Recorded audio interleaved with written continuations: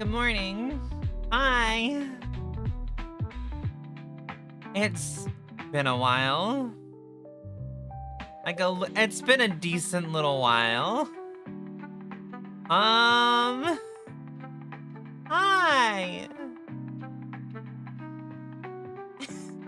Good morning.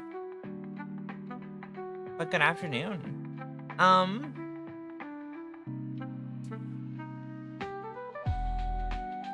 Life got really busy and kind of stressful. And I didn't feel like I could give the stream my 100%. So I haven't been here.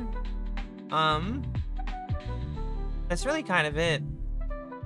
Life got really stressful and kind of busy, and I just couldn't be here to the level I was before, which I know wasn't like the highest level, but like, I don't know. Life got stressful and I couldn't be at the top of my game. So I was like, I can't show up and not be as good as I'd been before, or at least roughly the same. And then this week specifically, a mixture of stress and like stuff I had, like medical stuff I had to do. I was like, I don't know how to come back to stream because it's been a long time. Like, it's been a while now. And like, I don't want to disappoint with a stream and come back and not be like, I guess, good enough. And I was like, ugh, I don't know how to come back properly and I don't know what I'm doing.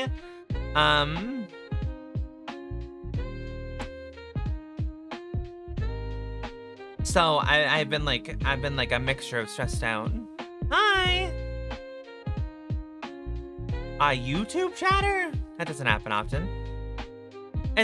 Life has been stressful. I don't know. I've just been like struggling to live. So like, I took the time needed to kind of like recoup and like get myself back to a point where I felt like I could be. And I used that. It's not like I sat there and didn't do anything during that time. I used a lot of that time to work on stuff for YouTube, and I used that time to edit and do all that kind of stuff. It meant that I got to play some stuff I wouldn't normally play on stream. Is it bad if I say I don't expect quality when I tune in to watch you? I mean, it's not bad. It just tells me where I sit, I guess. I don't know. I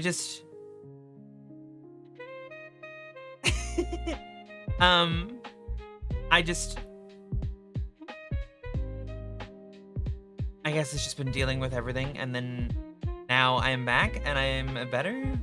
I feel better, even though like I'm like slightly nervous now just talking to chat, being here, because I'm like, I don't want to disappoint. But I'm here and we're doing it. It's here for the vibes. Well, I'm gonna try to keep the vibes good.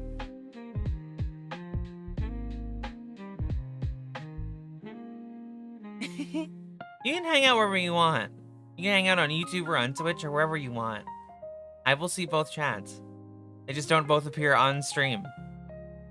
Because I don't know how to do that. It's too hard.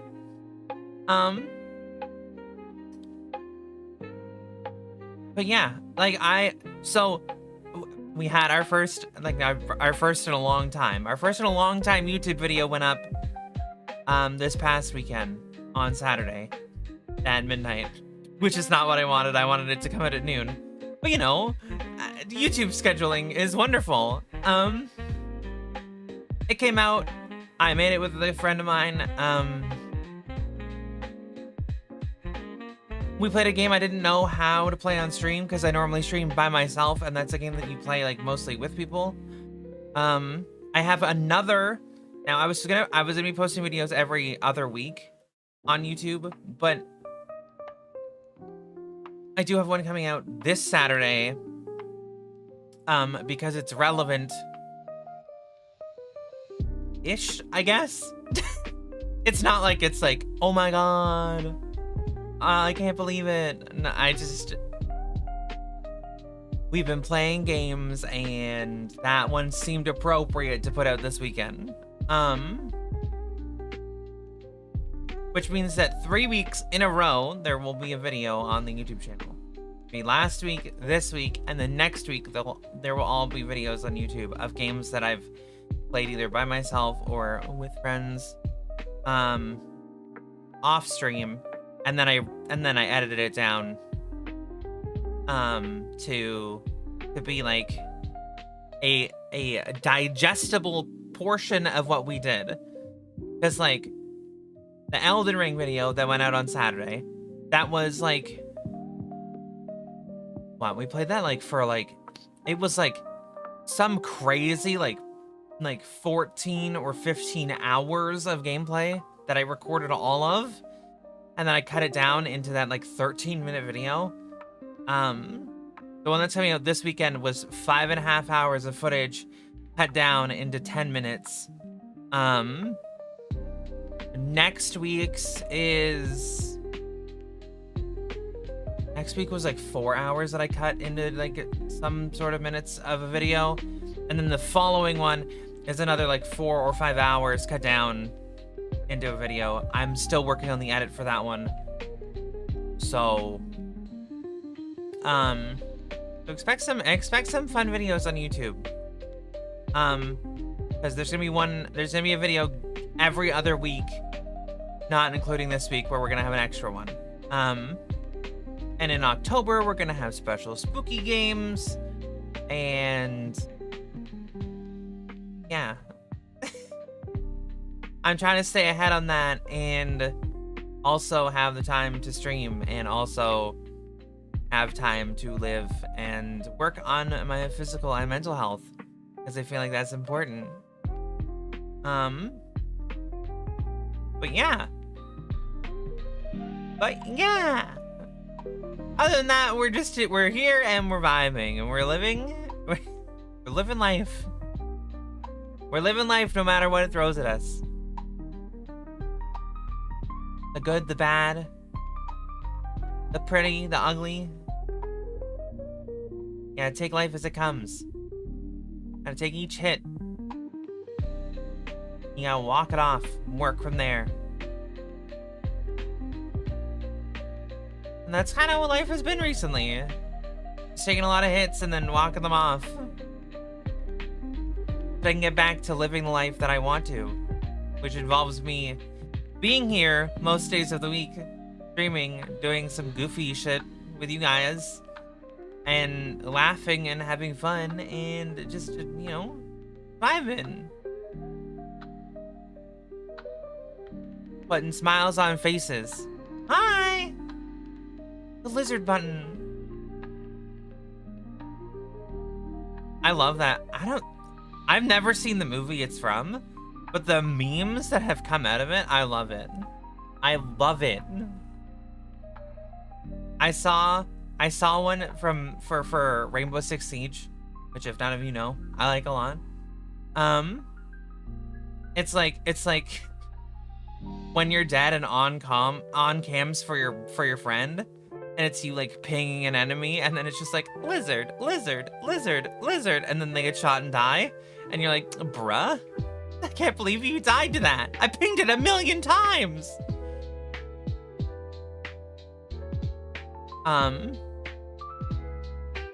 Yeah. So, that's what life has been. That has been my life recently. It has been very stressful and very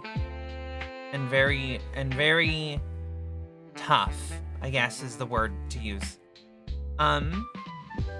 Which is why I haven't been here. Cause this is like my little safe zone that I come to when I actually can and am in a mentally clear state. I'm like, I'm gonna come here and we're gonna be happy, we're gonna have a good time, and I'm gonna shut the rest of the world out. It's just gonna be me and chat and a game or whatever that we're playing, and we're just gonna chill and we're gonna have a great time. Hi! We're just gonna be here and we're gonna chill, we're gonna have a fucking great time, period. So, I haven't been here because I didn't think I could make it a good time. But now I think we can work it. Now I think we can make it a great time.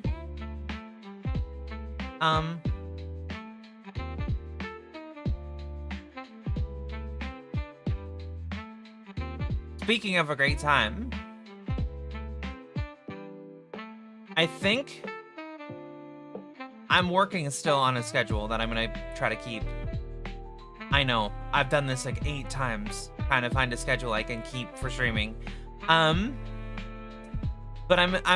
we're gonna work on a proper, I'm gonna get a proper schedule going, and we're gonna, and we're going to work with it from there. Because I think that will be more enjoyable. Because there's games I want to stream. I have like a list. I have like a litany of games I want to stream, and I have so many things I want to do, but I just don't. I don't do them. I tend to get flustered in the moment of the day and be like, I don't know what to do for stream. I'll die, and then I just don't do anything. Or I get like too like worked up in it, and then whenever I pick something, I feel like it's not right. So I'm like, nah. So I'm gonna be working on a schedule to just like be like, fuck it, we're doing this, and we are doing it. By the way, I learned that apparently that the game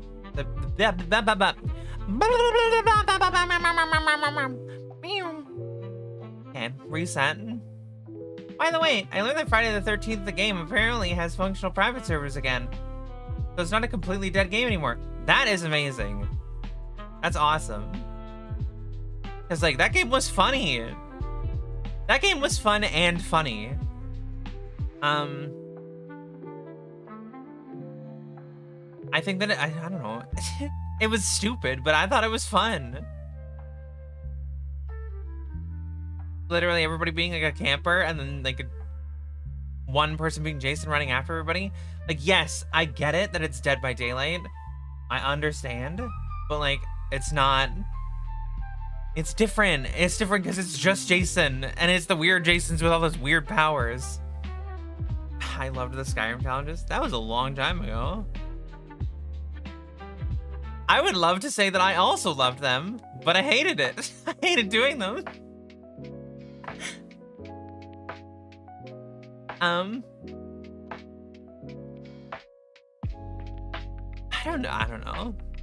don't know. Friday the 13th. Maybe I gotta figure out how that works now. If it's like private servers and stuff, I feel like you can't just like play the game. But that game was super fun. If private servers work, maybe if the community grows or whatever, we can get into there. I'd rather have a campy horror game over one that takes itself too seriously. I mean, like, sort of me too. It depends, right? Like, I like... Dead by Daylight to me, so I've never played it, I've only seen footage. It takes itself so seriously when everything about it is goofy as fuck. You can't have a player being the villain and then try to make it scary. That's a player. That's just another person running around like a dork.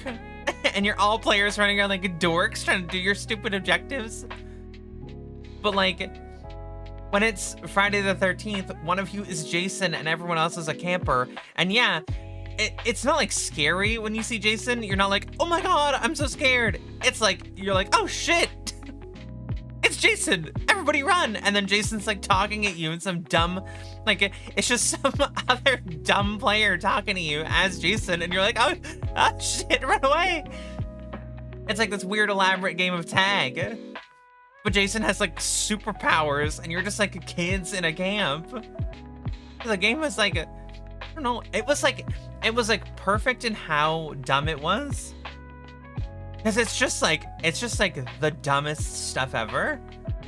It's just some stupid fucking garbage. Like, I loved it. I loved every moment of it.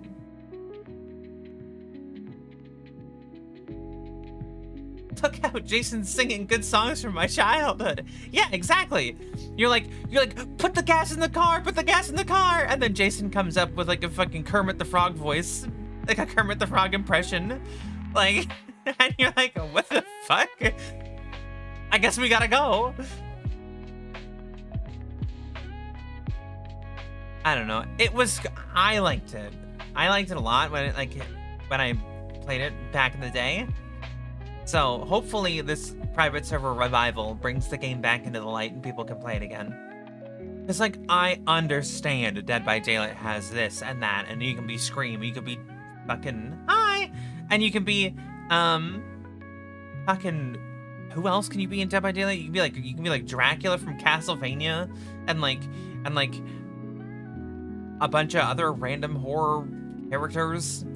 Like, I get it, and you hang people on hooks and stuff. You know how much funnier it is when Jason just grabs someone and then they hit him with a fucking bat and run away? Like, it was so funny. It was so good. It was so funny. Such a stupid game. I like games that are like silly. I like horror games in general, because I'm not somebody who like is like afraid of things. I'm not like terribly afraid of video games. I have like some experiences where they like startle me and stuff, and some that actually do like kind of leave that lasting fear, but I don't have like the overall.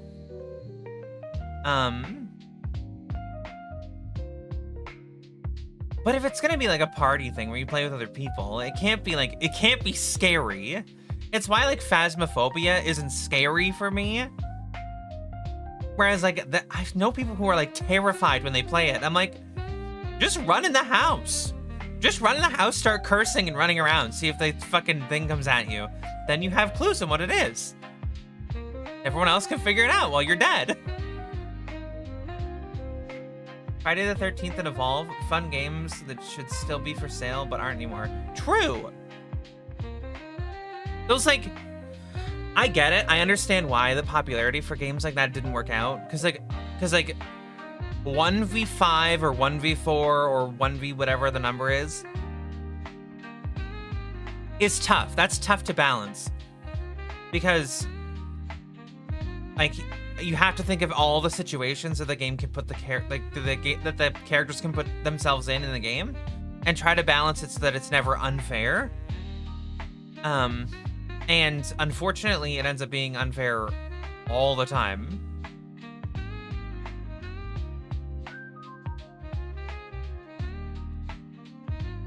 Launch Fallout 76. You're in constant fear of breaking your computer, except it wasn't even fun. I think my biggest problem with Fallout 76 is that I was just disappointed. I was just disappointed in the game. Like, I wanted Fallout 76 to be cool, but I ended up just being disappointed. Like, the radio was great. The new monsters and stuff that they added that you could fight were great, were fun. The whole multiplayer aspect of it was an interesting idea that ended up falling flat because they were trying to use that as the way to have NPCs in the game without having NPCs. Instead, it was actual players building the Fallout universe. But that doesn't work unless it's literally an MMO. And if it's an MMO, it has to have NPCs so you can do quests and stuff. So it's like, it just didn't work the way they wanted. I could see the vision that they wanted it to be, but you couldn't ever make that be the reality, because you also have to think about the fact that players will be scummy at every opportunity against other players. Like, it's an inevitability that players will be scummy at each other. And like, giving the option of the player being able to nuke other players is that's kinda, you know, like, you're like, I built my entire fort. I'm so happy with my creation and all of my stuff that I have. Nuke incoming to your location. Ah, fuck. Now my stuff's gonna be all gone. And then if you're gonna make it an MMO where you can build your own stuff and build your own base and everything,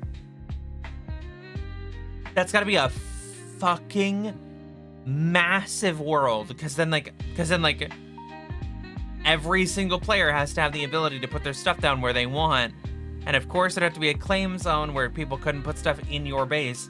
So then there's this fucking huge disaster of like, look at all, like the whole world is just covered in player creations. And of course, there is like the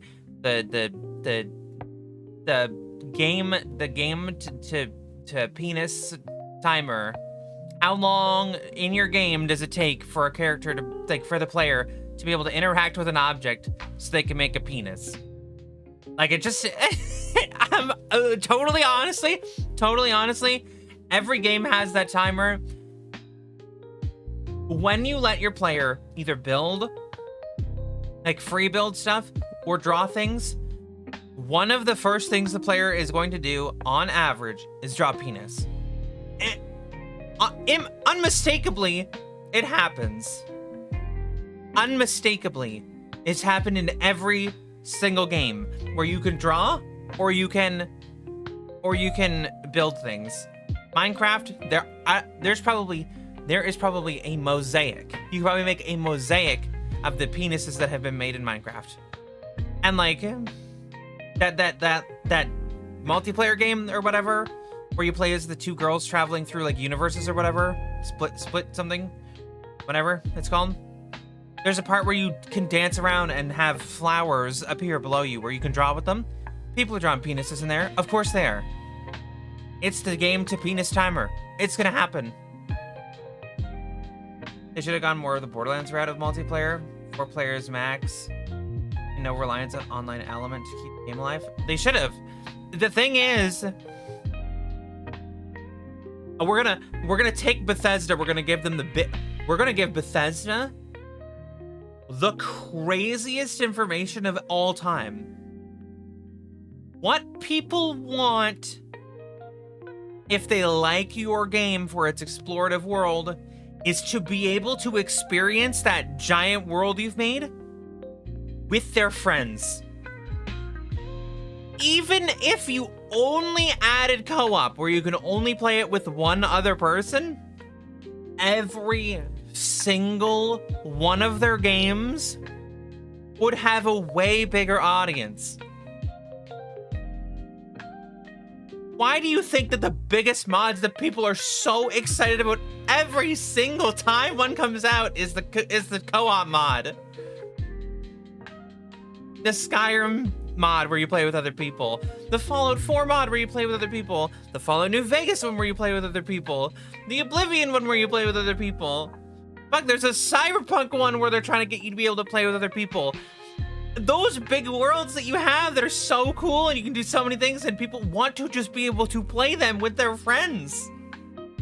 Just let it happen. Just let it happen. Just be like, we're adding co-op. I understand that it's hard, okay? I understand that implementing that in those games is hard. Take the time to do it and everyone's gonna be happy. Everyone.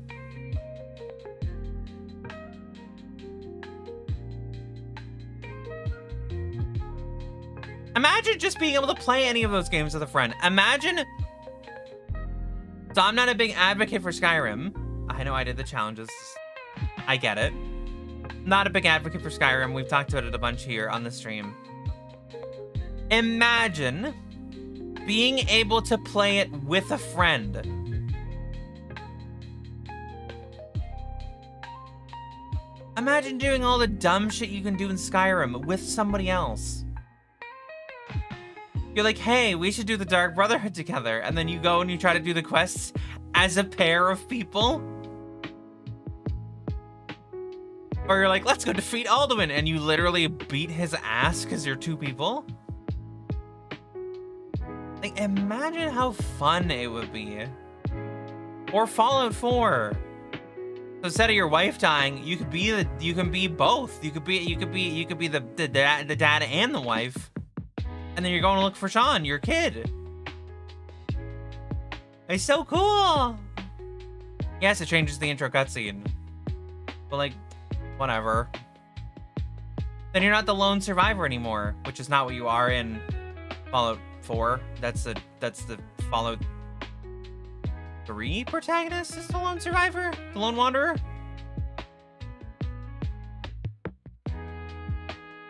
I don't remember. Because you're the courier in New Vegas. But like, that's what I mean. It's like, most games, literally just most games, you add a co-op to it, everyone's happier. Like everyone. Not like a couple people are like, oh, that would be cool. No, everybody is happier. Oh, does co-op make the game a little bit easier? Oh no. Just let it be easier. If the players aren't having fun because it's too easy, turn the difficulty up. Like, Elden Ring, the Elden Ring Seamless Co-op mod is one of the most popular mods for the game.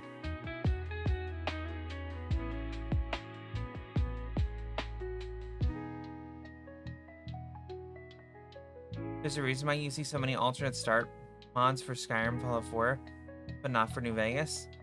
I mean, New Vegas is also like... New Vegas is also very specifically built. Like, your path to the strip is very fairly defined. Unless you want to run through areas with high-level enemies that will destroy your whole existence. So, I understand. Whereas, like, Skyrim and Fallout 4, enemies around you scale with you. Because that's how they decided to do that, which ended up leading to the game being weird about how level systems work. I don't know. So I play a lot of games alone, right? A lot of games that I play, if I'm playing through like a story or playing through whatever, I play them alone. But I would love to have co-op in more games. You know what?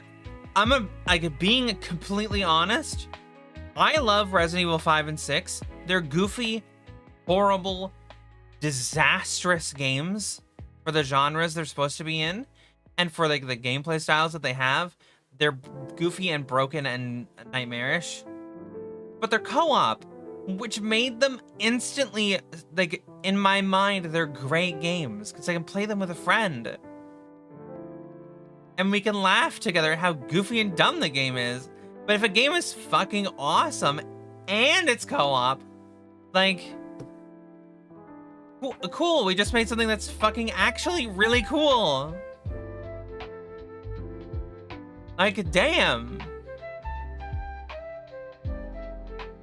Like, all those little, like, co-op experiences that companies have been putting out. You know, like, Lethal Company and, Repo and Peak recently. The co-op experiences where you can play with other people. They're so popular, not because the game and the game mechanics are super complex and super in-depth and super cool and whatever. It's because you can do goofy stuff with your friends and they give you the outlet to do those goofy things with your friends. Like, easily. And I just don't understand what the big game companies don't see about that part of it. They're like, we should craft this masterclass fucking single player experience where you have to be lonely. Like, I get it, but come on. Like, but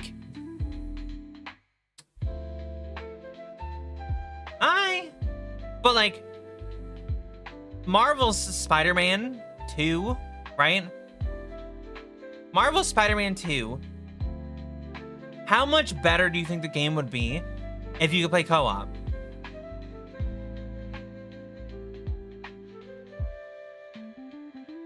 You started playing Lethal Company because me and MDB streamed it?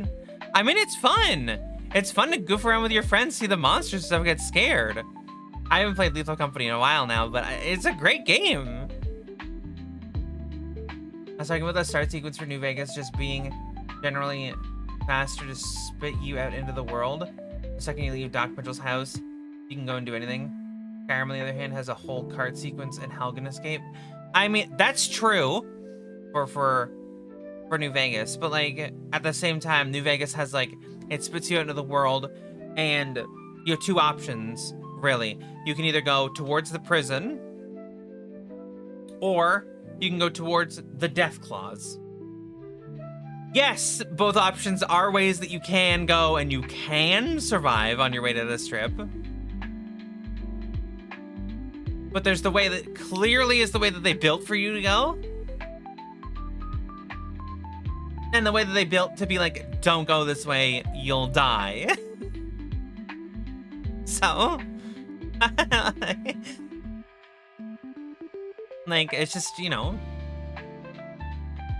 it's a situation of like, yes, but I don't mind a game having a long intro. I don't mind, well, let me rephrase that. I mind a game having a long intro if it's really fucking slow and nothing happens. Like the Helgen, like the whole cart sequence in the Helgen Escape. Yes, the cart sequence takes too long. So it's like a fucking nightmare.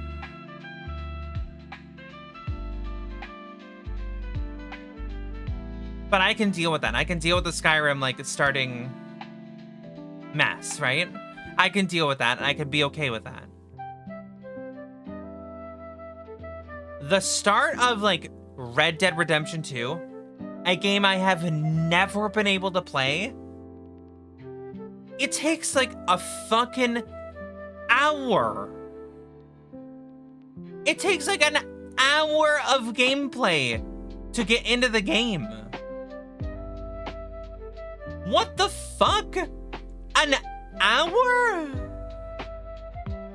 You're on this fucking stupid frosty ass mountain forever. You could be in and out of Helgen like 15, maybe 20 minutes max. But an hour? You're telling me I don't get to play the game for one whole hour? Like, and yeah, you're doing stuff, but like, you're not doing this stuff that you want to be doing.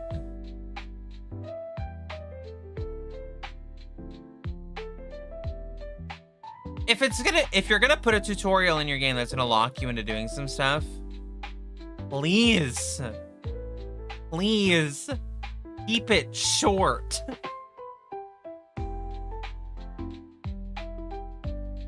Like, it's so annoying. Like, Cyberpunk has a way of doing it that's not horrible, because technically you're in that tutorial until you finish the heist at Arasaka, and that can take like a long time, but they give you a small section of the world you can play in and free roam and do little side quests and stuff. And they give you like a little bit of agency to do some things on your own.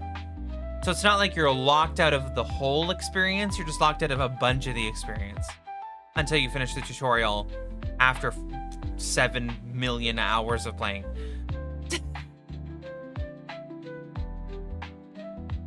But like, I like intuitive tutorials better, where the game is kind of teaching you as you're playing.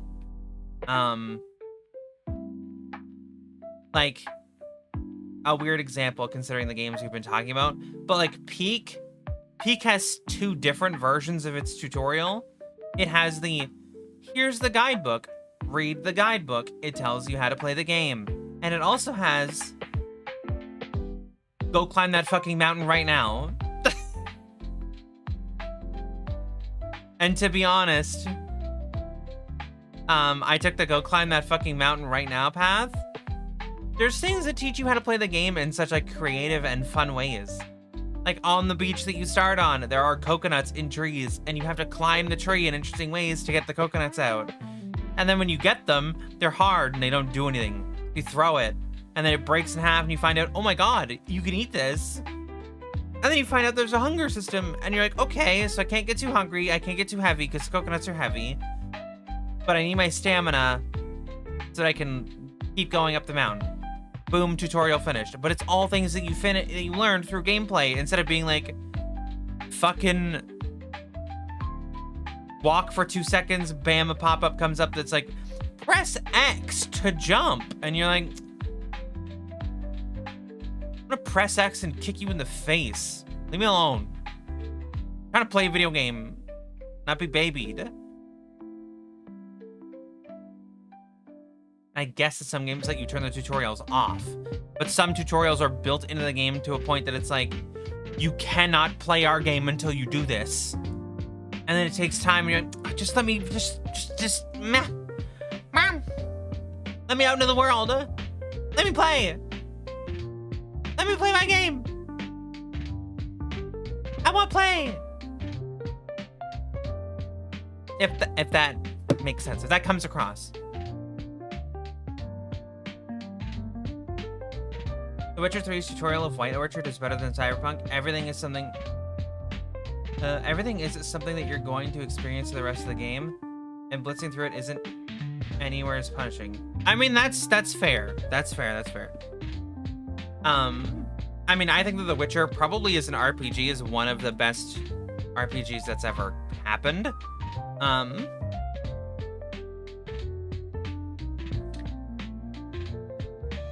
I think that they did a fantastic job with that game.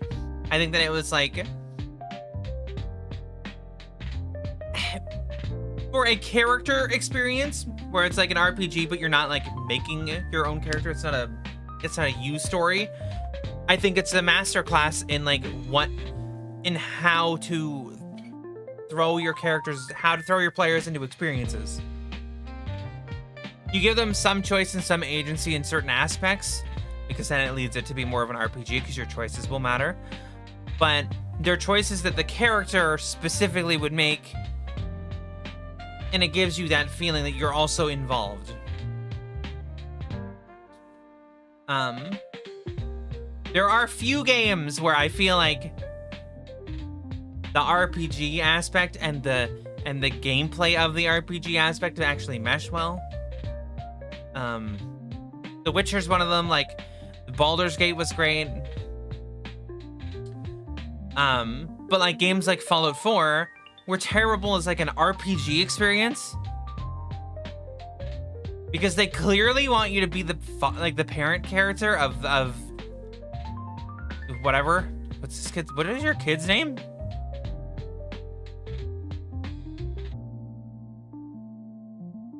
Whatever. Sean. Your kid's name is Sean.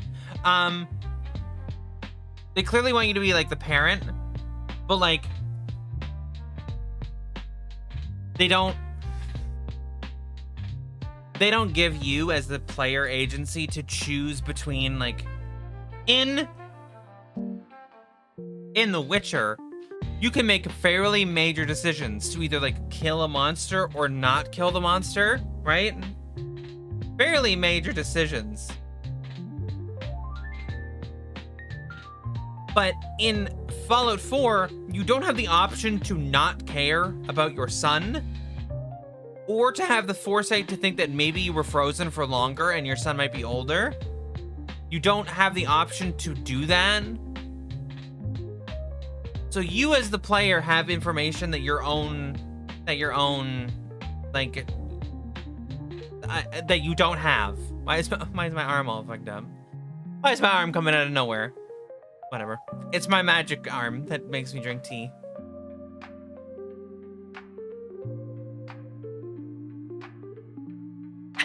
Water.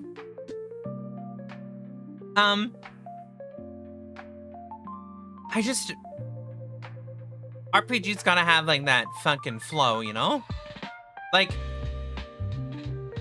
Mass Effect, for example. I used to love the games. I played all three of them. All three of them. There's 4 of them. Never beaten Andromeda. Maybe at some point. But like, I'm gonna lay it down. your choices in Mass Effect, most of them don't matter, right? It's an illusion of choice thing. Certain choices matter and make a little difference. Other choices are like, you had 3 options. All 3 options are the same option.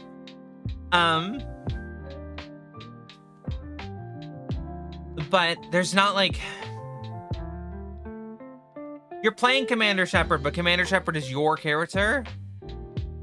Like, your Commander Shepard could be a great person who's very righteous and justice and like just and like you believe in all that kind of crap.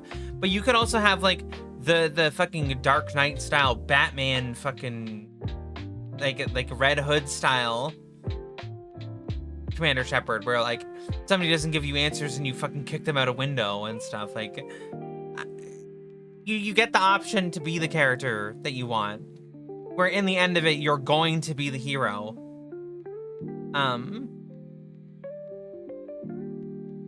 I just feel like if you're gonna make an RPG, you gotta do it that way.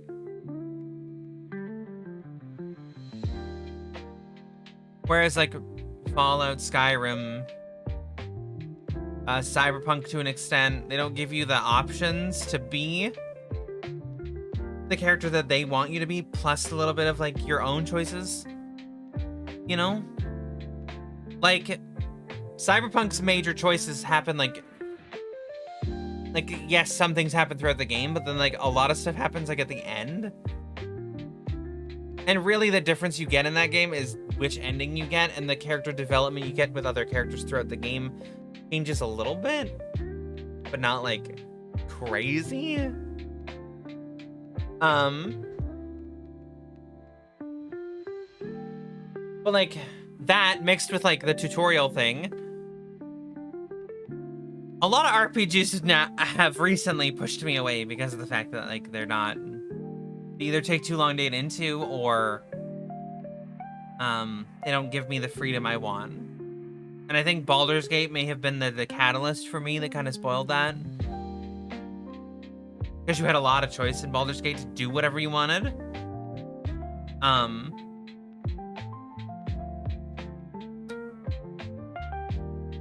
I saw a really interesting idea for a run in Baldur's Gate, and it intrigued me to the point that I kind of wanted to do it, but I feel like it would be very, very, very, very, very hard.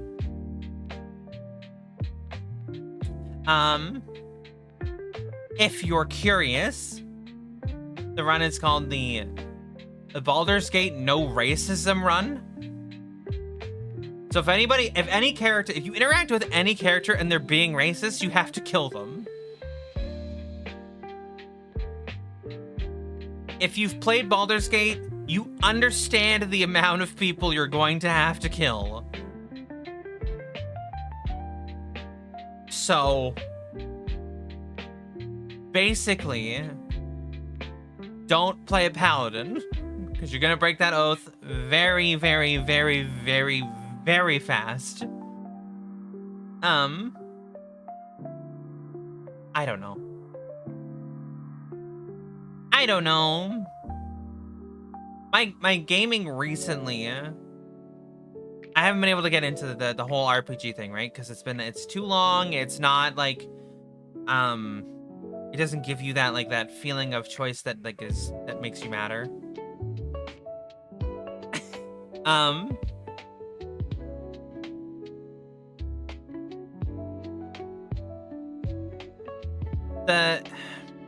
The games that have been drawing me recently are like, it's either multiplayer games, right? Because like, I'm talking like multiplayer, just multiplayer experiences, like Rainbow Six Siege, and I've been playing League and stuff like that. And then shorter, more confined experiences, if that makes sense.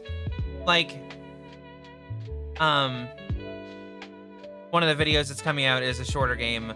Actually, the next 2 videos, not the one this weekend, but the 2 videos after that are coming out on YouTube are shorter experiences that were more like tailored experiences. They were like, okay, we're doing this, let's do it. And I was like, okay, I get that, let's do it.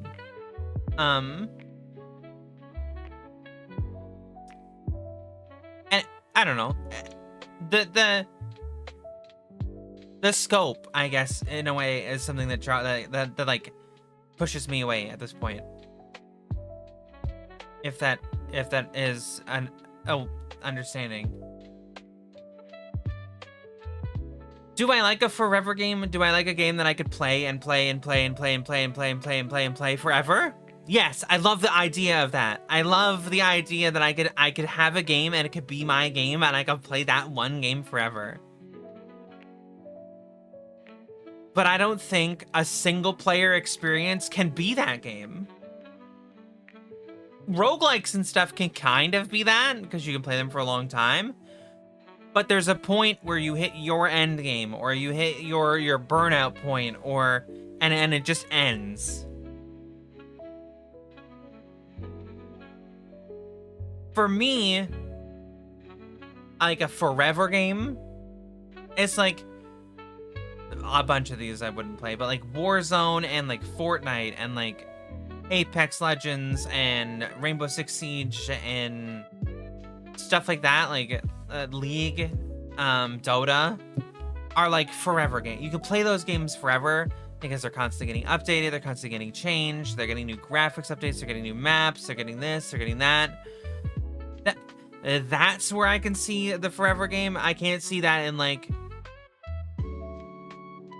for me, like Red Dead Redemption 2 can't be a forever game. You can't play that forever. At a certain point, you burn out, and then the experience is over. Like, yeah, you could be a cowboy, and you can run around and tie people up and shoot other people, and rob banks and whatever the fuck you do in Red Dead, hunt animals or whatever. I don't know. You could do that for a long time, and you could spend probably hundreds of hours running around and doing it. And there's the online aspect where you could play online with friends and stuff and do that for a long time. So like you could probably get hundreds if not thousands of hours out of the game, sure. But at a point it ends. I know that some people have been playing GTA, like GTA Online, since the launch of GTA. But for me, it can't. Animal Crossing. Animal Crossing can be a forever game. That's true. There are some single player games. It's just, to me, that there's an end point. You know, there's always an end point. But Animal Crossing is kind of like a login every day kind of thing, where you can like log in and do your stuff for the day and do your stuff and be done. But like, I don't know. For me, the single player experiences are like, I want a confined, quicker experience, I guess, is what I'm trying to say. Like,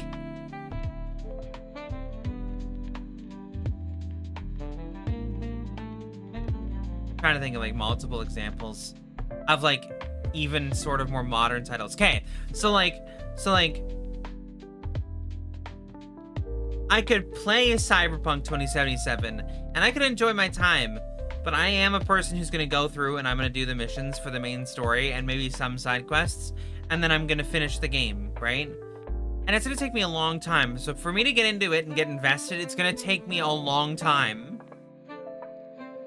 Whereas like, if you were like, hey, you should play Armored Core, like the Fires of Rubicon, I would be in.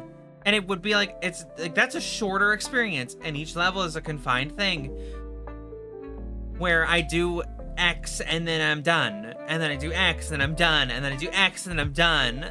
And like, the game's fairly fast, so you finish it fairly quick and you're good and you're done. So it's a more confined, built experience. Like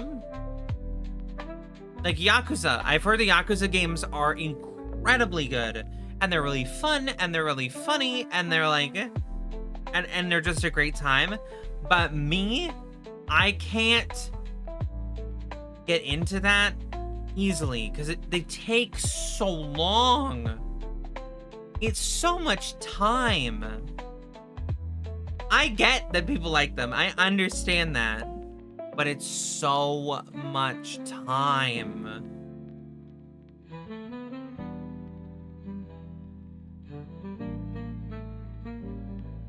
Personally, I like having games where I can learn new things every time I play, and not just because I suddenly decided to read the lore dumps. I mean, I like to learn the stories of the games. But like, I'm also not the kind of person to replay a game that I've played like multiple times over and over. Which I've broken that rule specifically a couple times. The original Marvel Spider-Man for the PS4, I broke that rule. I beat that game back to back twice, right in a row.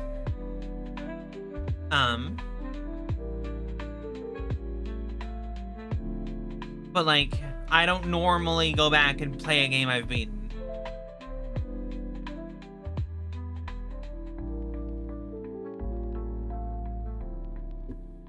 Because like, for me, once I beat the game, it's over. That experience is done. And reliving that experience, for me, is just a cheaper version of me trying to experience it again, right? Like, so like,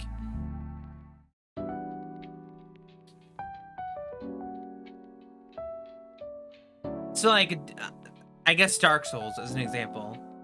When you beat Dark Souls for the first time, you have like the, oh shit, there was an enemy there, or holy shit, this boss is crazy.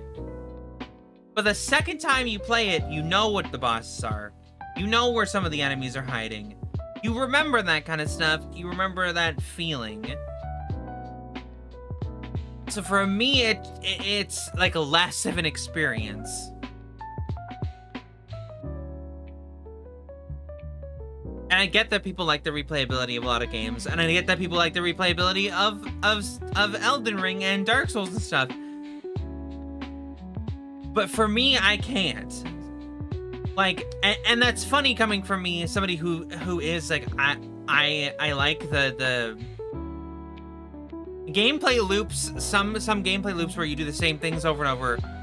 Sometimes I do enjoy that, but it doesn't feel like I'm replaying the game.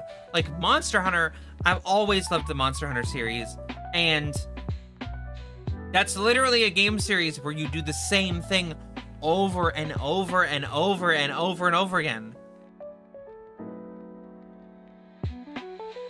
Like, no one's gonna sit down and try to have this big argument with me, and even if they do, I'll dispute it. No one's gonna say that I haven't been fighting Rathalos since the first game, and it has been mostly the exact same experience for all these years. Rathalos as a monster has changed a little bit, and its moveset has changed a little bit, but Rathalos is still a Rathalos, and Rathian is still a Rathian, and they've been in every game. So it's not like... It's not like I've been doing something different from game to game to game to game to game. I've kind of been replaying certain things, but they add new things. And I don't replay most games because I don't want to do the same things over and over, because I want to learn the new things from new games. Me casually restarting my 100+ hour RPG playthrough because I wanted to see what happens if I did something slightly different.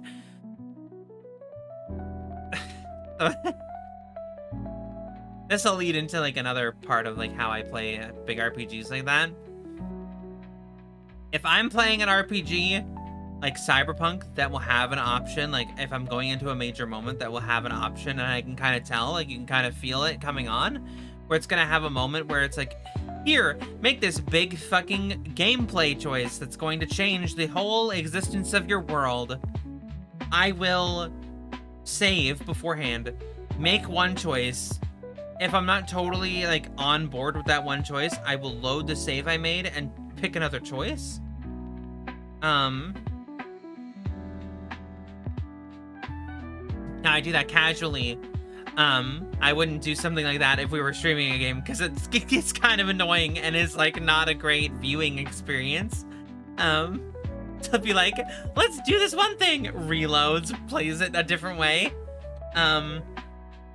And if I was to like record a game with choices and stuff, I wouldn't do that. I would just go with whatever. I would just go with the flow and let it happen. But like, I don't know. Big games are hard for me to get into. It's why we played Persona 3 for like a while there, and then I fell off of it because the game was so big and it was so daunting, and it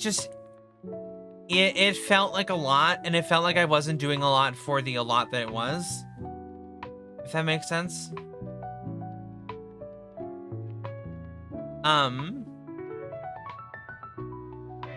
I mean, it's why I haven't played like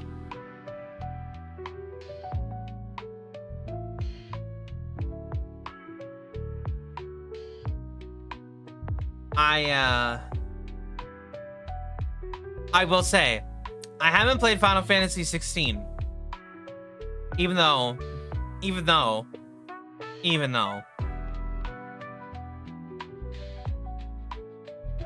I think Adult Clive may be one of the hottest video game guys ever. Just gonna put that out there. If you don't agree, that's your problem. He's hot. Period. But I haven't played it because the game is so big and it's kind of daunting to me. Like, it's just like this, it's such a massive experience that I just can't like get myself to play it. Final Fantasies for me are too much. Which is funny because I played Final Fantasy 14 for like 8,000 hours. Which I haven't, rolling back, I haven't played Final Fantasy 14, I don't think almost at all in 2025. Because it's just not that great of a game anymore. It's very bland. That wouldn't work for Warhammer Rogue Trader. They incentivize leaning into a character style. Isn't Rogue Trader like a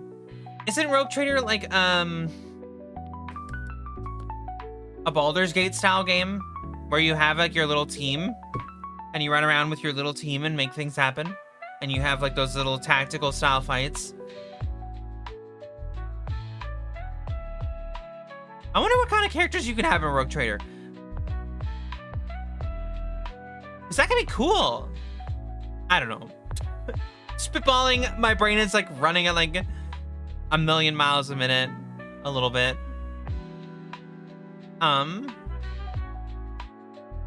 It's an isometric CRPG. I might look into that, to be honest. I might look into that, actually. I might look into that. Because we might have a... Ooh. Brain is working. Gears are turning. Not Gears of War, though. Not that. Wait, isn't Gears of War having like a... Aren't they remaking those games? Or like HDifying them? Sorry, I'm having a lot of thoughts all at once. We've been kind of all over the place during this stream. Do I have the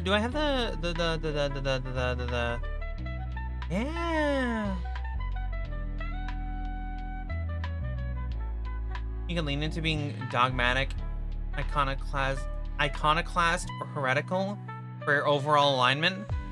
Interesting. What are like ugh, I want to look into it, but I want to like I don't want to be like that on stream.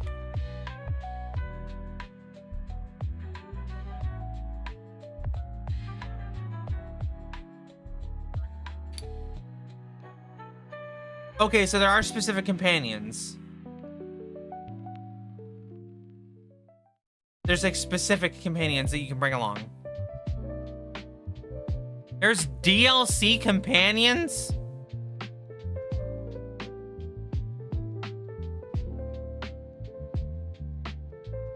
Bruh.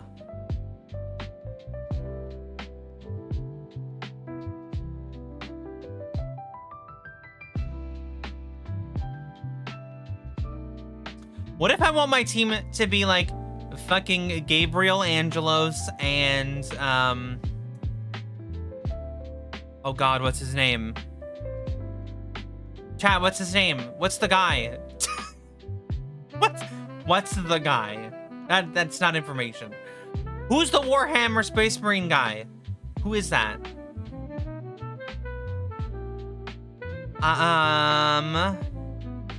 He's a Ultra Smurf.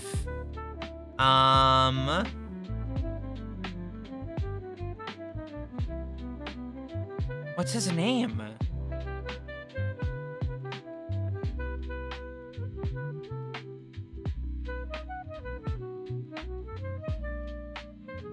To be honest, the only companion I saw for Rogue Trader in like the quick search that I did that I'd want on my team is the Battle Sister. Because the Battle Sisters are cool. They're like, we fucking kill people and we're just normal. We were blessed by the Emperor. The protagonist from the Space Marine games, that is Titus. I want my team to be Gabriel, Angelos, and Titus. And then me. But I want to be a Battle Sister. The most unconventional team ever.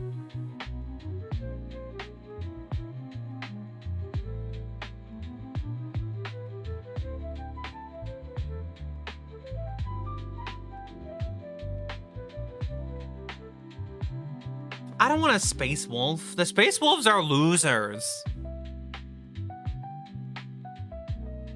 I don't want the Space Wolves.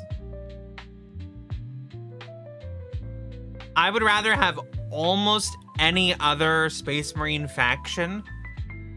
Like, I'd rather have almost anyone from any other chapter than have a Space Wolf. To be, like, 100. Like, I want, you know, like, I'll have an Ultra Smurf. I'll take, you know, a Black Templar, a White Scar, a Salamander, a Blood Angel. Anyone. Please, anyone else. The Space Wolves are like, we're savage. Oh. And you're like, shut up. Fucking dork. We wear wolf pelts on our giant fucking armor because we think it looks cool. No, fuck you. Stupid fucking dork.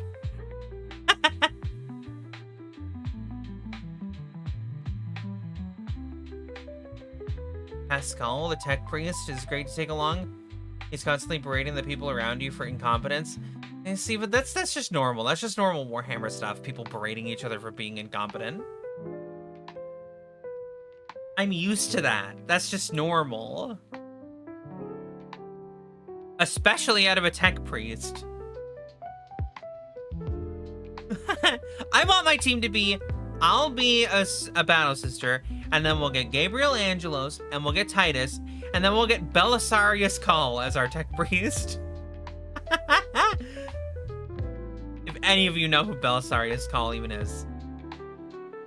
The fucking leader of the Adeptus Mechanicus, and like the highest level whatever in their religious order of the Omnissiah, and a crazy fucking mastermind trying to bring down the Empire.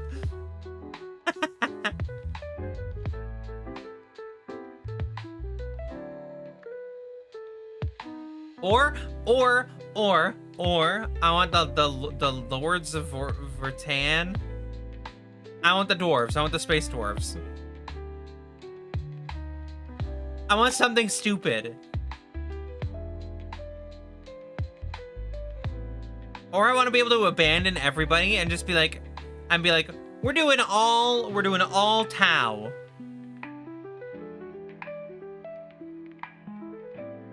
Is Belisarius Cawl not the leader of the Mechanicus? I just know that he's important and that he's kind of a piece of shit. And that he seems to be wanting to overthrow everything and get everything fucked up. That's all and I know that he's a giant machine. He's like barely human.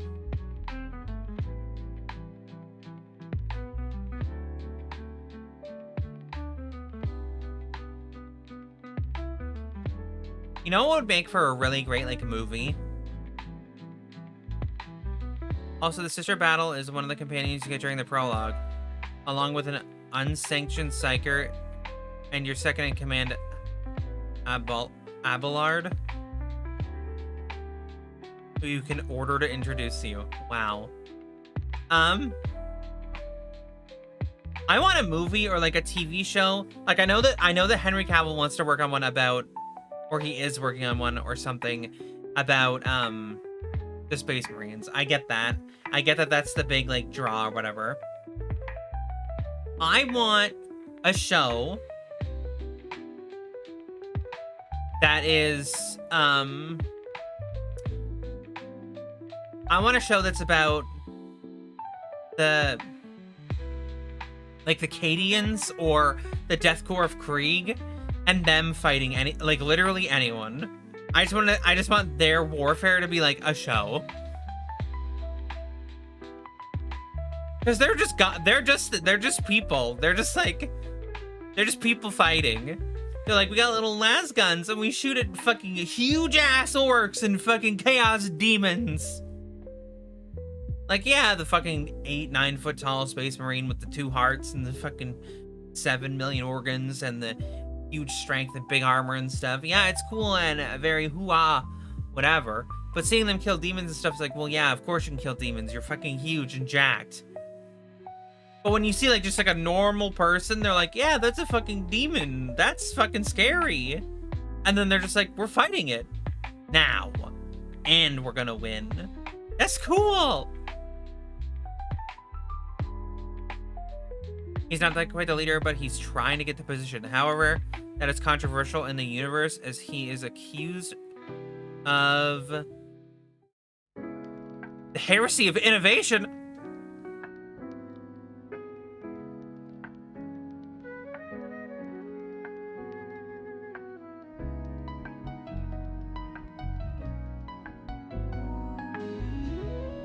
Also, thank you, first time chatter bot.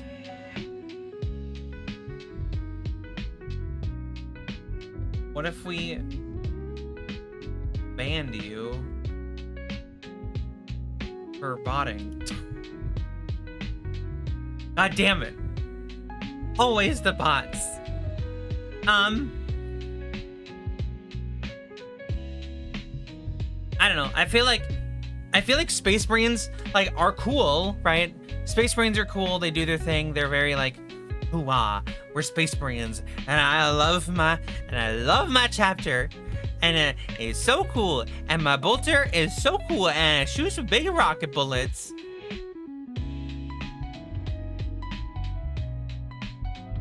Right? Like, it's cool.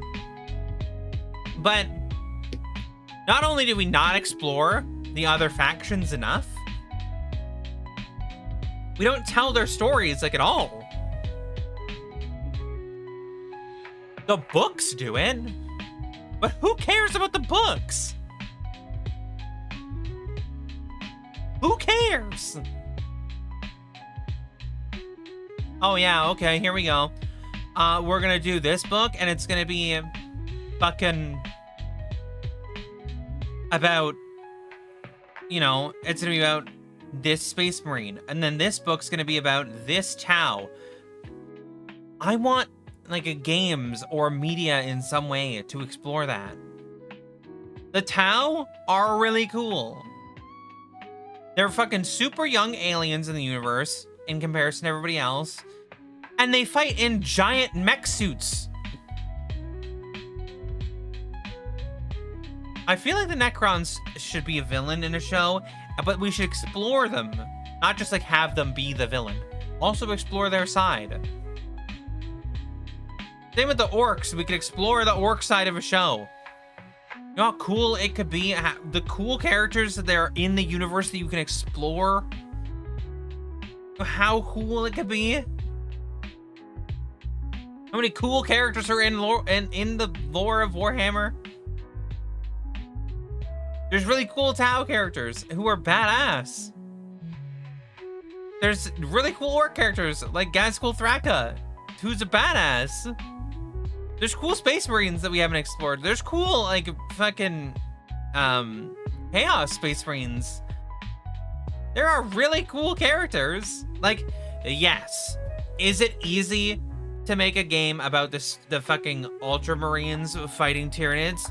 Yes, because the Tyranids are literally just fucking evil monsters that need everything. They were created to be an evil in the universe.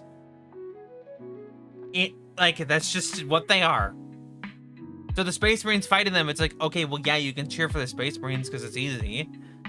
And yeah, you want to cheer for whoever the hero of the story is. So cheering for Titus killing the Tyranids, oh, that's great. But if you could have like at least a little bit of a complex story, like you could have the Space Marines and the Eldar and then the Orcs be in a story together. But then the Eldar are kind of like this gray area because they're not like bad, but they're not good. And the Space Marines technically are in a gray area because they're not bad, but they're not good. And then the Orcs are just kind of bad. So you have like a bad guy.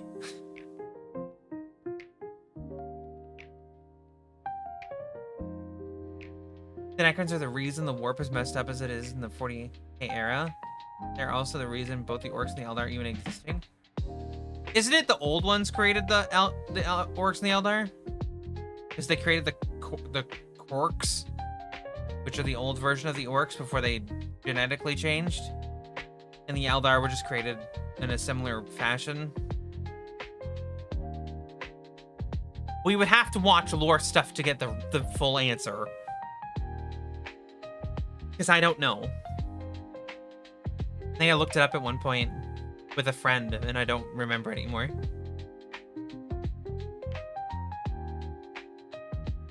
I said, I know the Necrons did some stuff with fucking dragons, which is cool, but at the same time, what the fuck? I also know that they used to be organic, and now they're machines.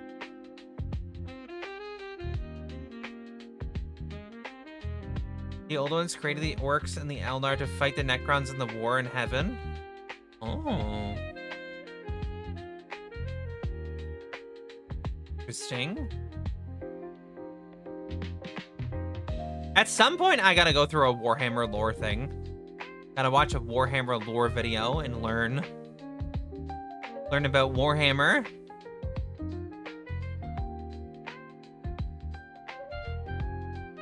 Because I don't know enough.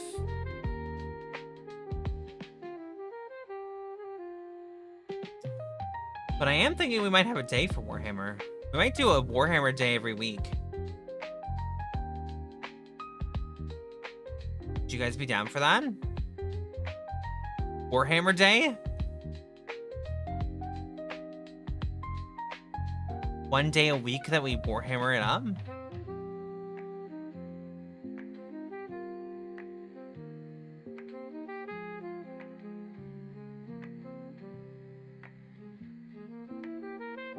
I think it would be fun. Because there's a lot of Warhammer stuff that we could do. There's a lot of Warhammer media, to be honest.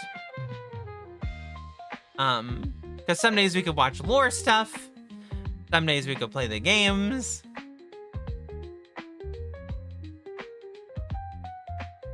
And there's enough that we could do it for at least for a while. Like, we've already played Space Marine 2, but... Oh god, my eye.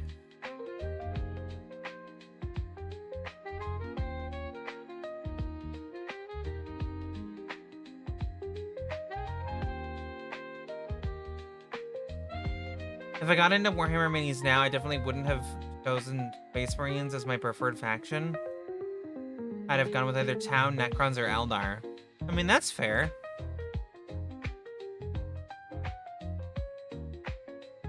I'd be up for a Warhammer day a week. Can't guarantee I'll be there because schedule. But it will be fun, for sure, I think. I think it would be fun. I think we could make a fun time out of it. I mean, I own a lot of Warhammer stuff, including Warhammer Fantasy stuff, so if we ever wanted to dip our toes into the other universe, we could. But, like, I own Blood Bowl 2. I have Deathwing, Battle Sector, Bolt Gun, Dark Tide, Dawn of War, Dawn of War 2, Dawn of War 3, Gladius, Inquisitor, Martyr and Prophecy. I have Mechanicus, Sanctus Reach. I have Space Marine 2, Space Wolf, Vermintide 2, and I have Rogue Trader. Like, we have a lot we could do. I wouldn't complain about Warhammer Day. I brought it up. See, I'm thinking maybe we do Warhammer Wednesdays, right? Because then we're doing Warhammer stuff on Wednesdays. We got the WW Day, Warhammer Wednesday, and that'll give us time, and we can learn about the lore together, and we can get stuff learned.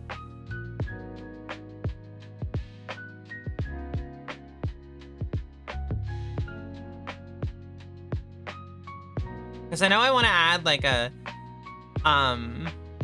multiplayer game into what I play. I've been trying to find one that's like my game for a while. Not that well versed in the fantasy side of things, aside from what I get from some lore vids by YouTuber.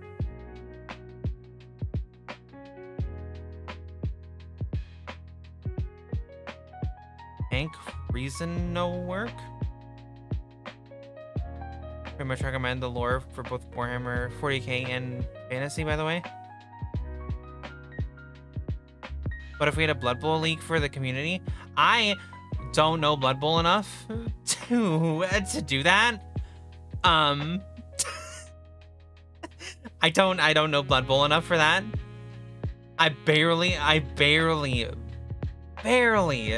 have like I own the game and I've played it a couple times. I don't understand it.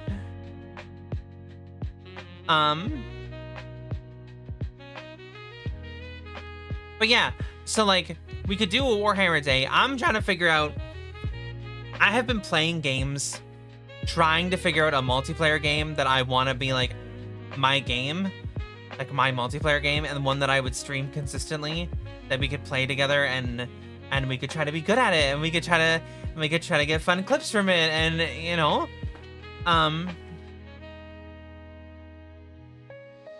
and the only one that I've like consistently sat with is Rainbow Six Siege, which I think would be fine, and I think it could be fun, but I don't know, I want one that's more, and there is one that has the potential, but it's not coming out until October.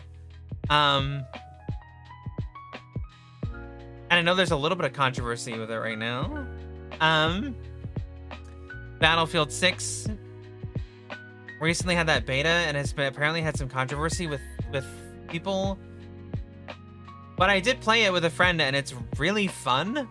And apparently there's gonna be a lot of modes in the game, and there potentially is a battle royale mode, which might be super fun. So we'll see.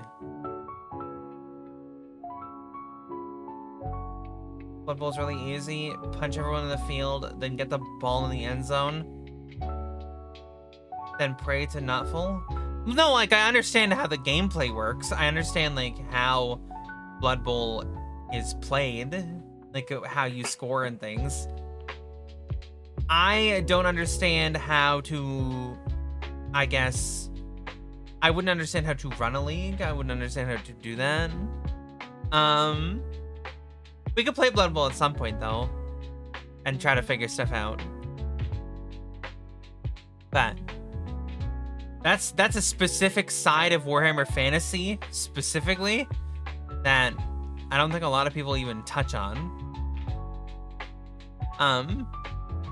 But I think Warhammer Day might be fun. And I think I want to do a multiplayer at least a day or two a week, where we just grind out a multiplayer game and play like whatever, play fun games, try to get clips, do stuff like that, just for fun. And then maybe another day of the week we'll do playthroughs of stuff. I was gonna ask if you had tried Battlefield 6. I watched a streamer specifically to get a code so I could get into the closed beta for Battlefield 6. I played it from the 7th through, like, I played it the whole weekend. I played every single day of last weekend. At least a little bit of Battlefield 6. And I have enjoyed my time thoroughly with it. There is a chance that we play it tomorrow on stream. Tomorrow's Thursday, right? Tomorrow is Thursday and it reopens again? The 17th, from the 14th to the 17th? There's a chance we play it tomorrow. I have played it a lot. Your max account level is 20 in the beta, and I know that because that's what I reached. I've maxed out a few weapons. I was pretty good. I've only played Battlefield 1. It was...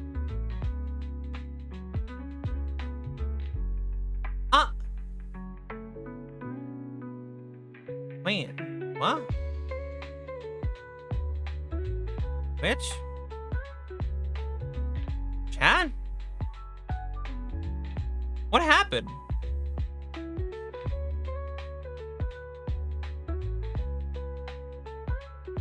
I saw a thing at the top of my chat, but my notifications didn't go off or anything.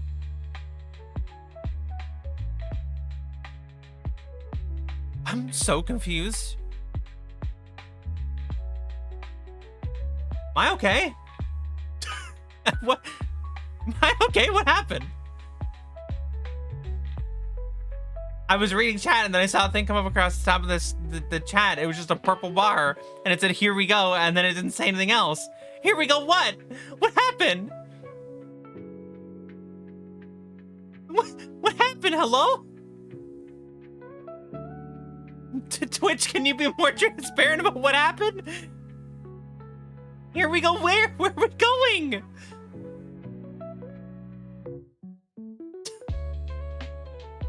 Attempted hype train? Did people gift subs? Did people sub or gift subs? That's supposed to come up in the chat. And there's supposed to be a notification that happens. Hello? Twitch, I have many questions. Well, if somebody gifted a sub, thank you very much. You. Or if somebody subbed themselves. If you gifted one or subbed yourself, thank you. I don't know why Twitch didn't tell me, but thank you.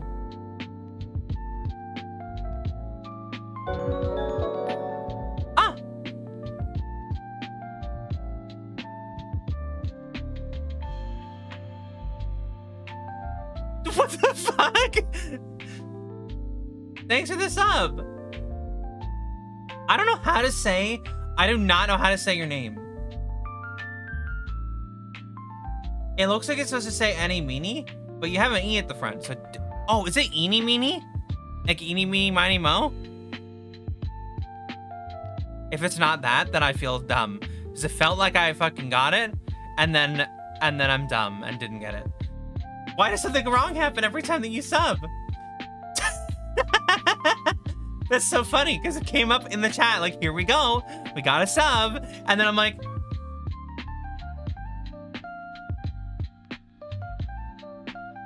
And then it comes up now, like, way later, but thank you for the sub! Thank you.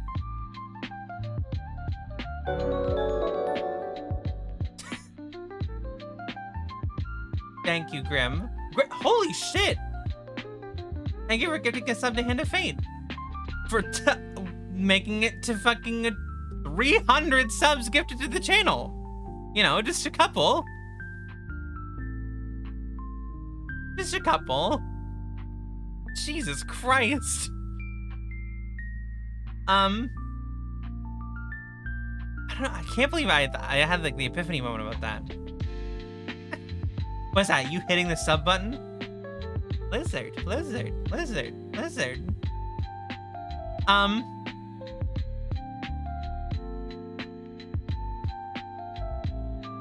What the fuck was I saying? What were we talking about?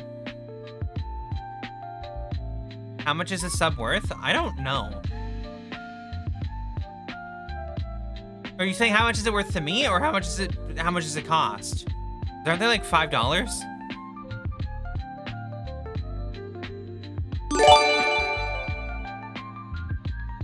Ah! They're $5.99? Thank you, Grim, for gifting 5 subs.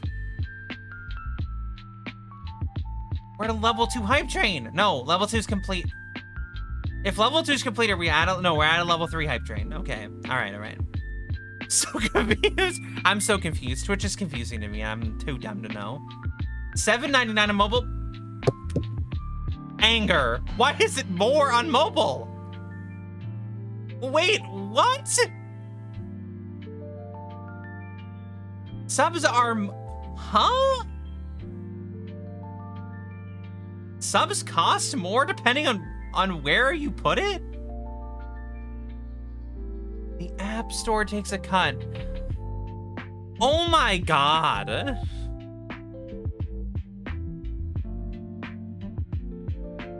Grim not beating the moneybags allegations. He's trading somebody new at work right now. Listening to me yap about Warhammer crap. Grim's like, I gotta listen. This is really important stuff I gotta hear. The Warhammer stuff? She doesn't know like anything about the lore? She's just talking about Warhammer in general? I gotta be here for this. And I gotta give subs while training somebody. She knows nothing? We're here for it.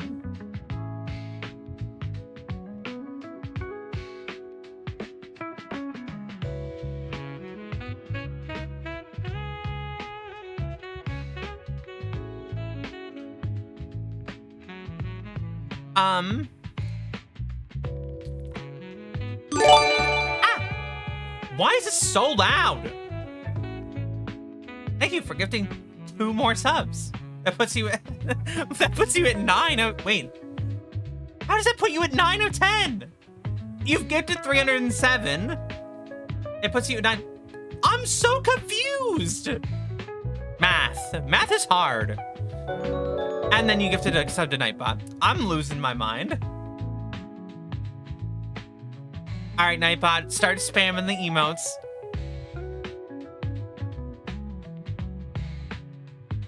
Just start spamming the emotes. All right, Gork or Mork, which is the true orc god? Isn't it both?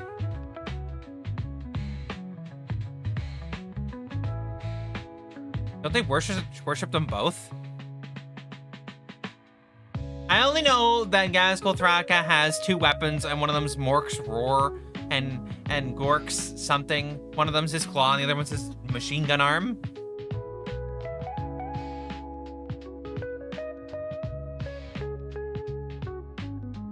It says subscription goes to my channel was 9 of 10, but it also says, so for, oh, wait, is that how that works? Fuck, that might be how it works. I might just be dumb and might be reading it wrong. God damn it. Yeah, I'm pretty sure they fight over which one's better. Out of Gork and Mork? Really? That's just sad.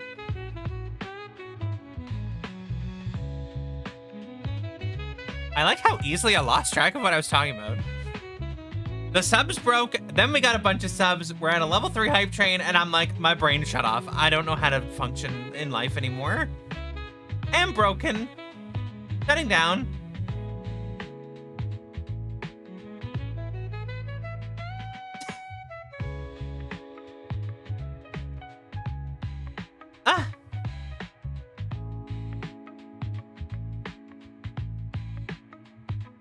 But fighting is the best part of orc culture.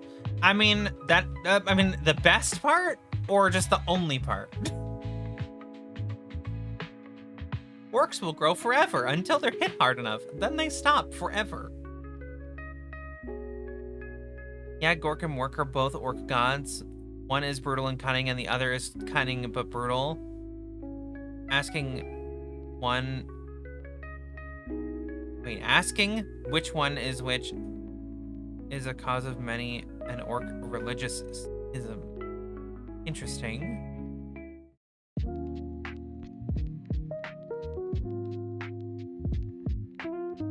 There's also the looting. I mean, yes, there's also the looting because they loot and then they go and they like refashion shit to be what they need, and it shouldn't work, but then it does. Stretch time.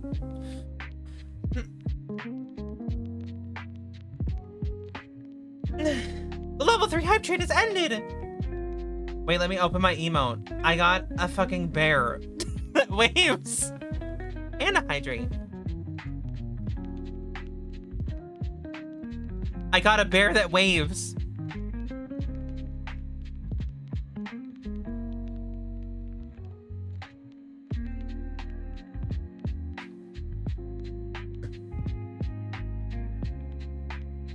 Twitch hype trains are so weird.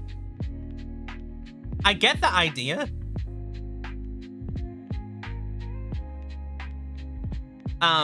I get the idea. It's supposed to be like, oh, look at how cool this is. We can keep this going forever. We can get stronger and stronger hype trains. But like,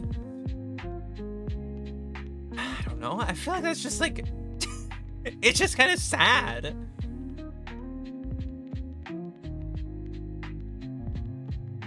Like, why is Twitch trying to incentivize my people to sub? Just let them do what they want.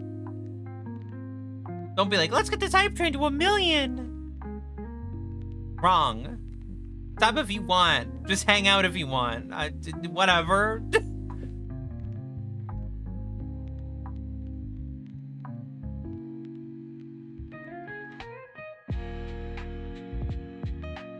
Love the YouTube video that I put out on Saturday at midnight, which was definitely on purpose. Also, if you watch that video, okay, if you watch that video, please keep in mind that that was made before Duos came out.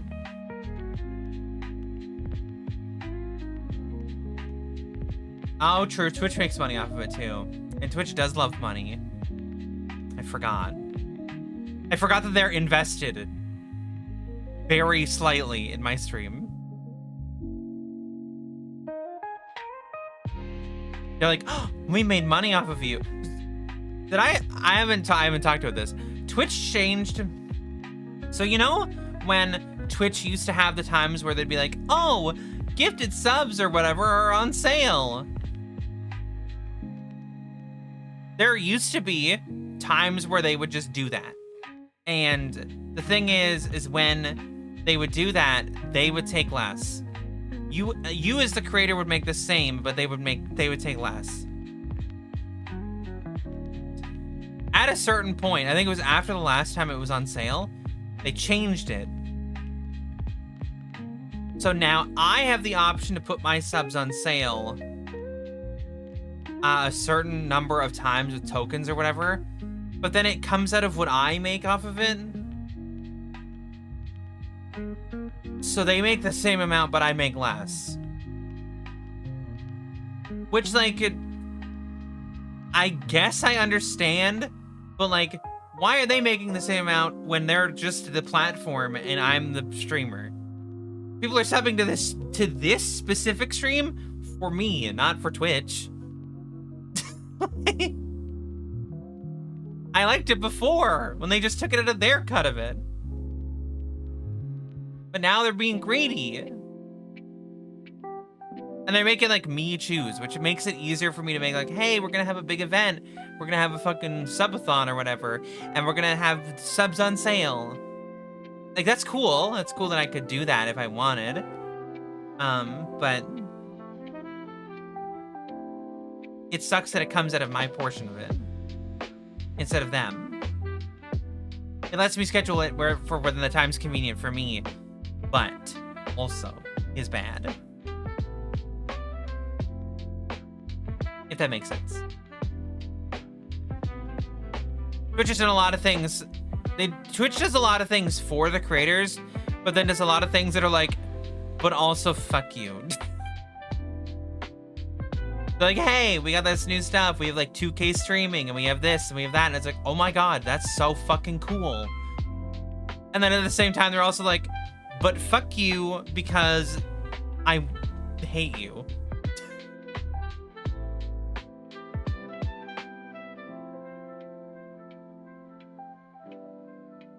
They're probably hoping to incentivize more subs, which technically means you make more money overall. Right. Like the whole idea of the sale, right, is that more people would be incentivized to sub because it's cheaper. But they used to just do it and then they would take the loss on each sub, right? If it was $5 and let's say we split it 50-50, but then it was like less, if it was like $3.50, they would take the dollar, they would take the dollar and I would take $2.50 if it was split 50-50.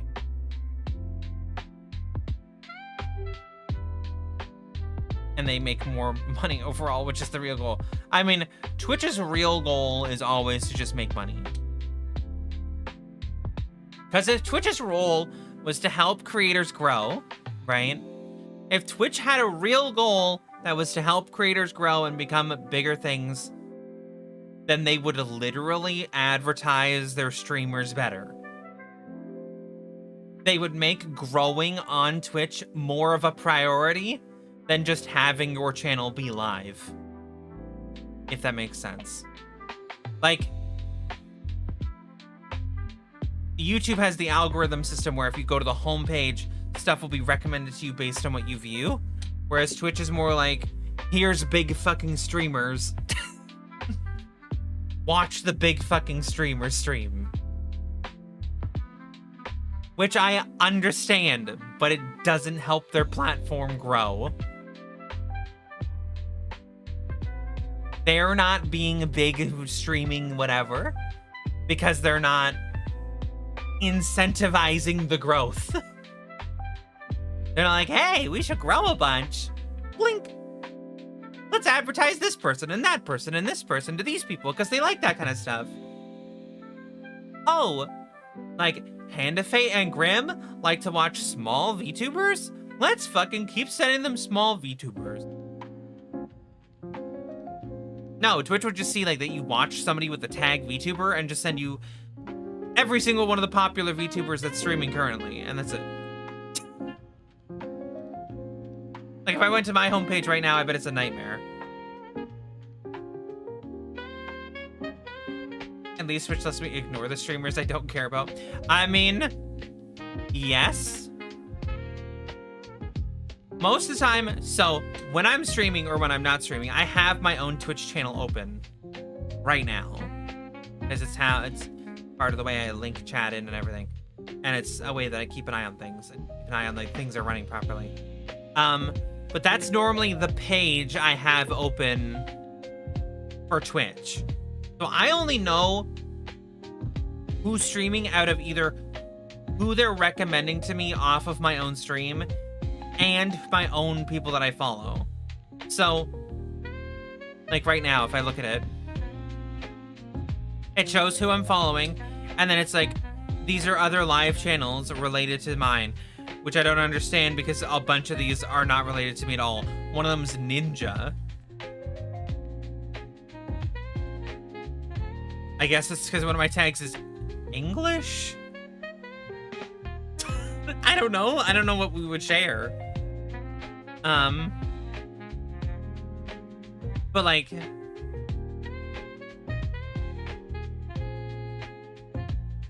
I guess I watched a Battlefield 6 stream. It was probably showing me Ninja and stuff because Ninja probably played Battlefield 6.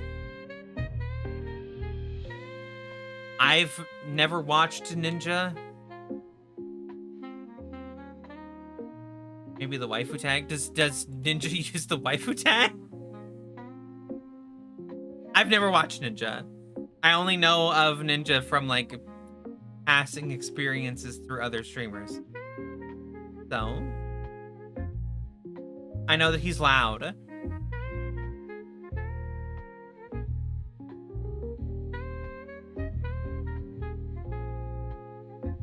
I know he's loud and he plays the shooter games. That's it.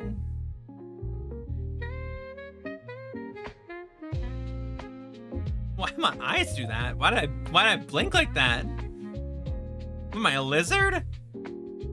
I like rolled my blink. It was like a...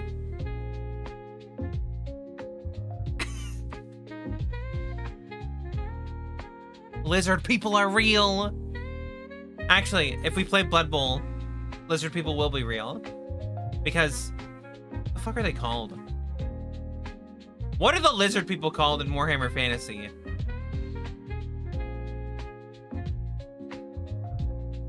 I use Twitch to find new streamers. I find them because of YouTube. Fair. I watch a lot of, like... Me? If I'm watching content, I watch a lot of YouTube content. I don't watch streams almost ever. Because for me, I find it difficult to... I find it difficult to sit and watch. I guess because it's not a curated experience. I find that I'm not using my time effectively enough when I'm watching a stream. Because I'm not working, and if I'm not working, I'm not using my time effectively.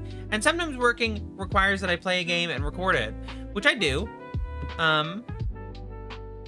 But, you know, two people. Hall of Flame and Hand of Fate both giving me the answer of what are the lizardmen called by just saying that they're called lizardmen. I swear to God, if they're just called lizardmen, that's so lazy.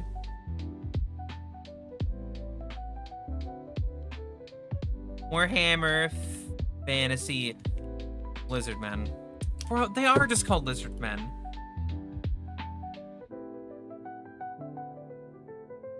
Why are they called lizard? They're called lizard men or lizard folk. Sometimes called the cold ones or the children of the gods. But I thought that there were... What are the Warhammer Fantasy races? I know that there's like elves and stuff. They're super boring. What are the other races?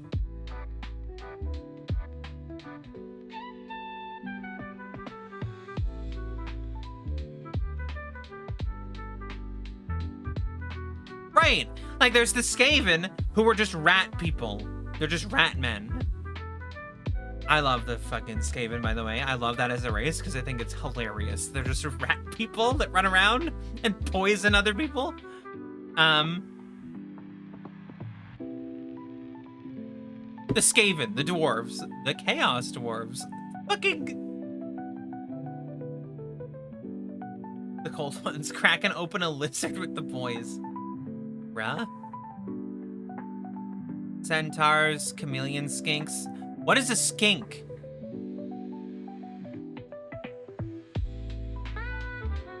That sounds racist. I don't like how that sounds.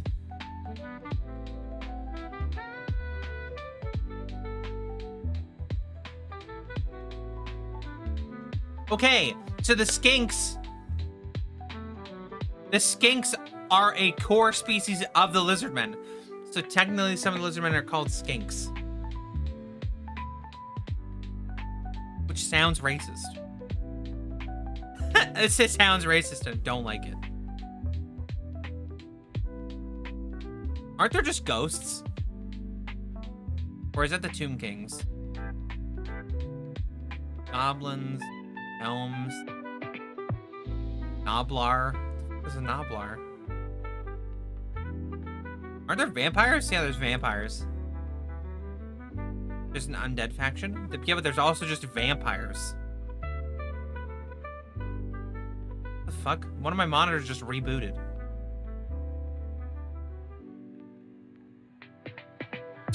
What? What the hell was that? One of my monitors just rebooted itself. It's totally fine now. A skink is also a name for an animal in the real world. Yeah, but it sounds racist.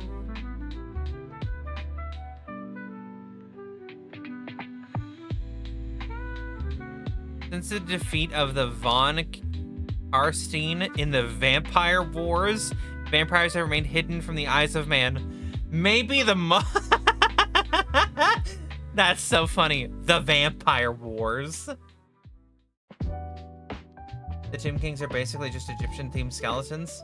So the Necrons, but actually skeletons. The Vampire Wars sounds like a cheesy thing from Blade. Dracula died during the Vampire Wars. Like,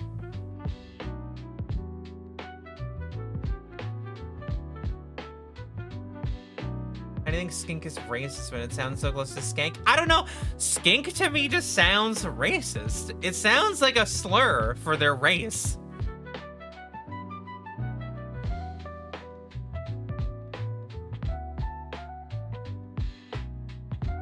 The Vampire Wars were a series of conflicts fought from 2010 to 2145.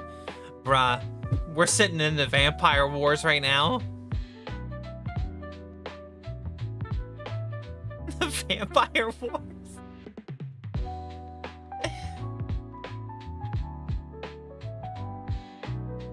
Otto von Drake.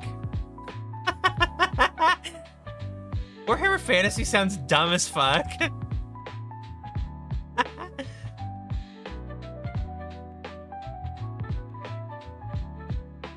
Oh, the Batonians! I forgot about them. They're a bunch of French people who love horses. We're basically brainwashed by the elves into not progressing their technology. Bruh, real. Warhammer 40k lore, super dark, gritty, fucking hellish place. Warhammer Fantasy is funny. It's fucking the Vampire Wars.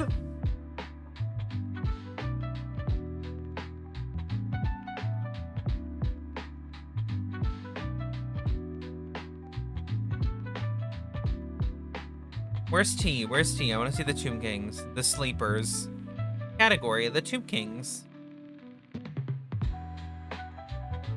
Why? Oh, so I clicked on the Tomb Kings category, and it comes up with like a bunch of stuff under here for a bunch of characters within it. Right? One of them is just slave. Like, bruh? You can't just have one of your people be called a slave.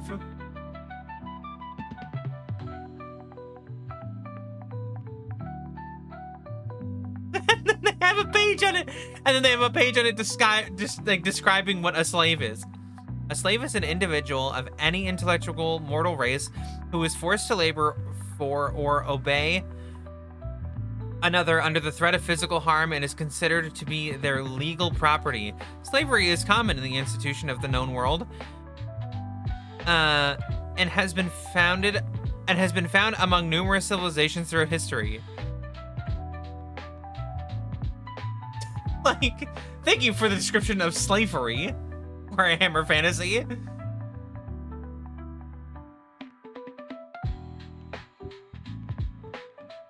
Warhammer Fantasy, the Empire will hunt halflings for sport, and the dwarves have a book of grudges where they write down all the reasons for their wars.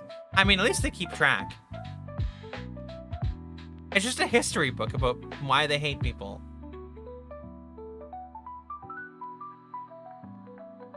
Slavery and the Forces of Chaos.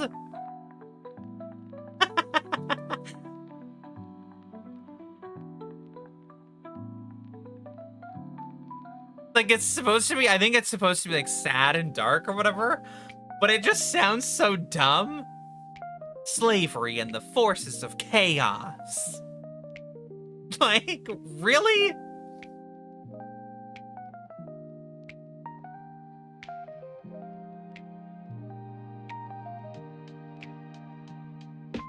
He made a joke about not being able to reach the top shelf. Burn his village to the ground.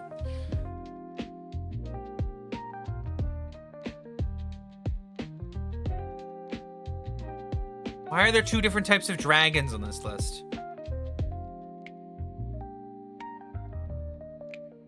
Crypt ghouls. Crypt ghouls, also known as ghouls, also called the Old Fathers, are degenerated descendants of men who were reduced to cannibalistic creatures due to the consumption of raw or decaying flesh. Just like, the descriptions are wonderful.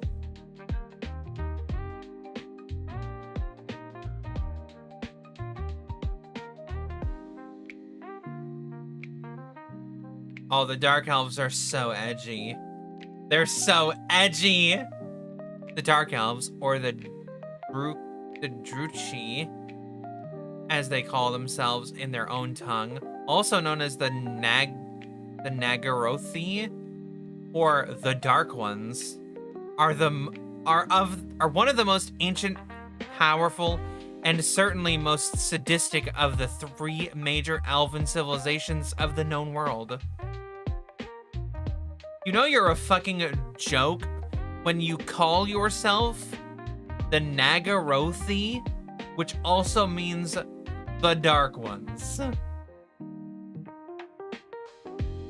Like, they're edgy as fuck.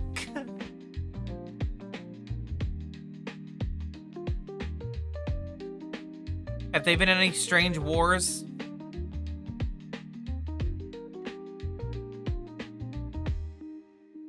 What else are isolationists bumped up to the extreme? Why? Are they like Elder Scrolls where they eat people?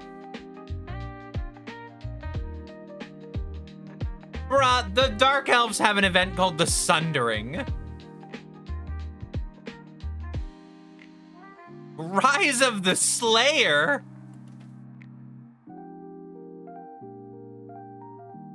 What the fuck?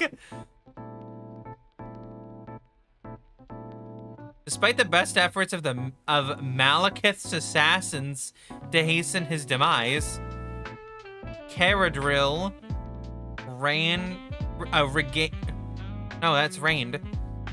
for just over 6 centuries, during which Malekith continually tested the defenses of Ulthuan. God fucking damn it. Rise of the Slayer. Fucking god damn it.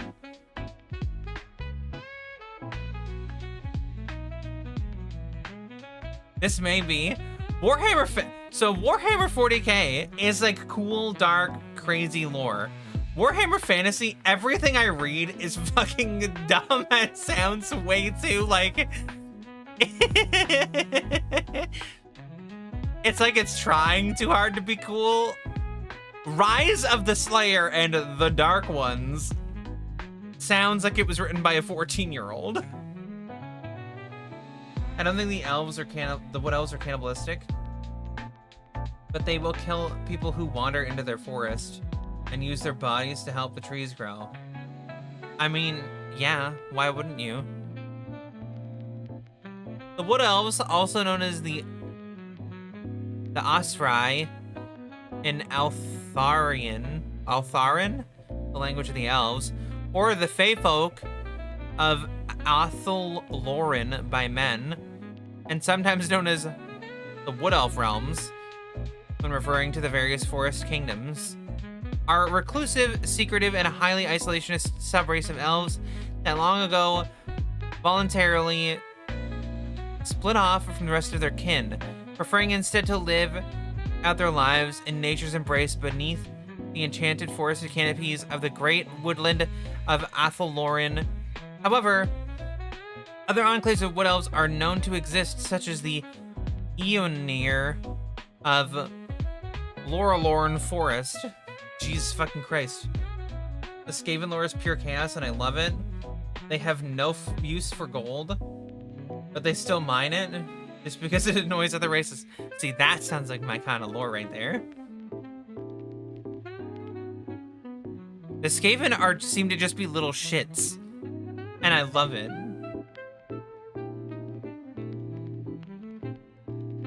The Skaven, sometimes known as Ratmen or Ratkin, the children of the Horned Rat, or the Underfolk, a malevolent, diabolical race of large, intelligent humanoid rats that inhabit a massive intercontinental subterranean empire known in their tongue simply as the Under Empire.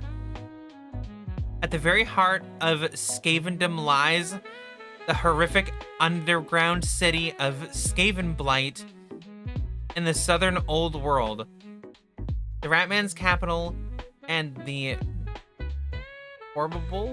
Birthplace of the Skaven race. The probable. Probable. Probable. I'm dumb.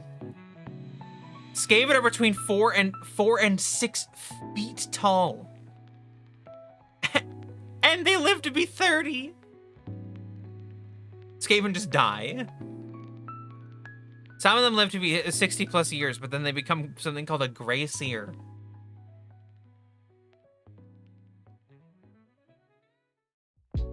Skaven as a whole are cruel, torturous, and highly numerous species that have since spread their loathsome corruption to the furthest corners of the known world.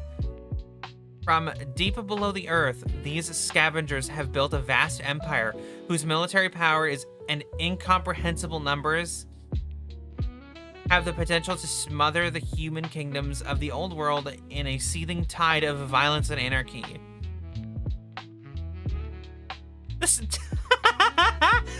The subtypes of Skaven.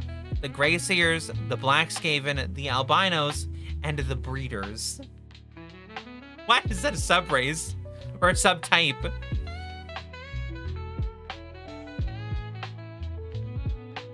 Alright, what kind of random-ass lore has happened in their history? The Black Hunger.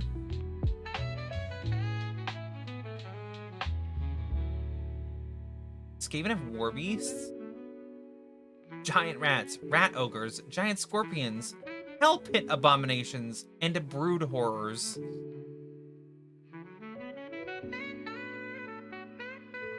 Skaven artillery, warp lightning cannon.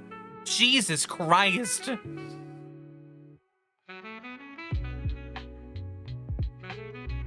Skaven lords, the Vermin Lord.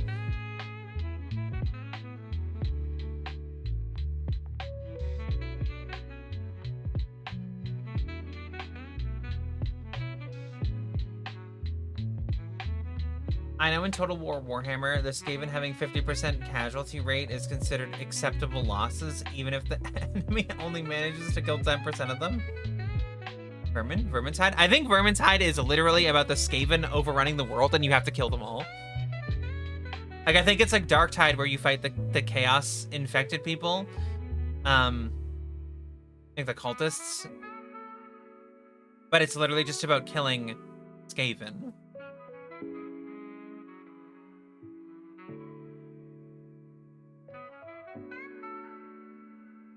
I don't know.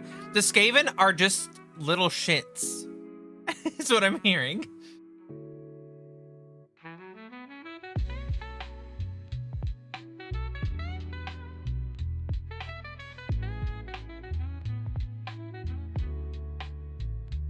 Let's call it pest control at that point. Yeah, but they're huge.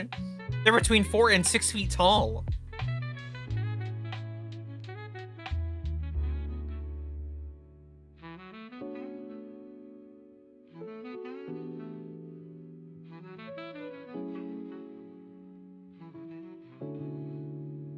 It is believed by all the Skaven kind that the world is destined to be theirs. For they consider themselves the supreme master race. Undeniably superior in every way to all the other intellectual races of the known world. This unwavering belief stems from the promises made by their horrifically malevolent deity, known by many legendary names, but whose most well-known title is that of the Horned Rat. The Horned Rat is the embodiment of all the Skaven, of all things that the Skaven are or ever will be. And his worship over the Under Empire is both supreme and absolute. I remember playing Vermintide 2, playing as a starting elf character and trying to attack a dwarf player because he looked too close to the rats. It's so weird. I'm into the Skaven. I'm into the little shit rat people who think that they're better than everybody else.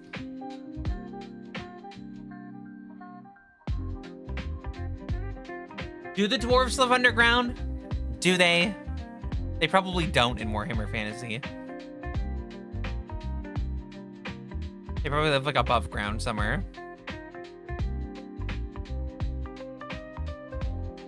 Skaven is with a K. Skaven.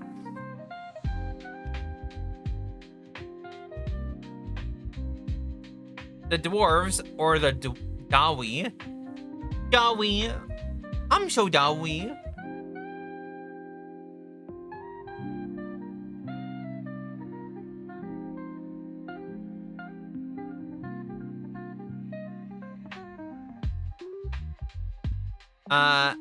The dwarfs are the Dawi, as they call themselves in their tongue of Khazalid, also called the Elder Race by men, and sometimes known as the Dwarfen Mountain Holds when referring to their kingdoms. Okay, so they live in mountains. They kind of live underground. They live in mountains. So kind of underground, but mostly kind of above.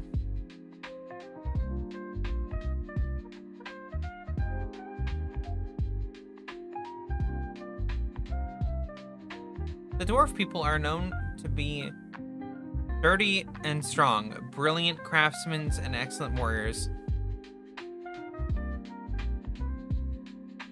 Alright, where's your major events? Where's some stupid shit that happened in your history? I don't care about dwarven economy. Bruh. Take my glasses off, I'm trying to read. Above sea level equals dwarves, below equals Skaven. No, you don't. No one cares about the economy.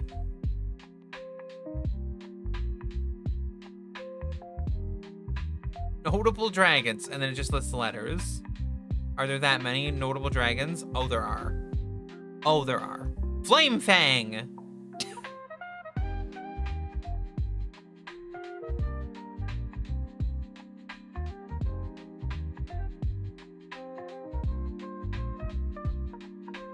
Malefex.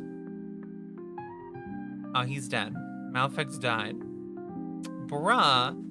Night Fang. Night Fang. She.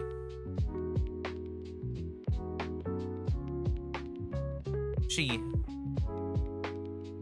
A female warp dragon, also known as She, was hired by the Council of Tears of Vedenza. She's part of the defense of Vedenza during the War of Beasts and received from the Council of Scroll of Binding using the used to summon a dozen Shugon during the last battle to kill the Vermin Lord. To kill the Vermin Lord? But the Skaven!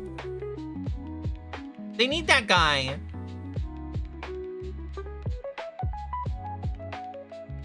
The Thimir. What the fuck is that? Bog demons.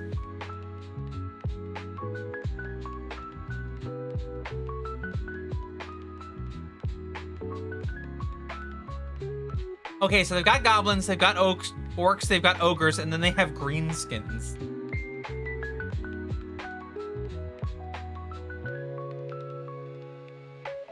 The greenskins, also known as the orc and goblin tribe. Oh, the orc and goblin tribes.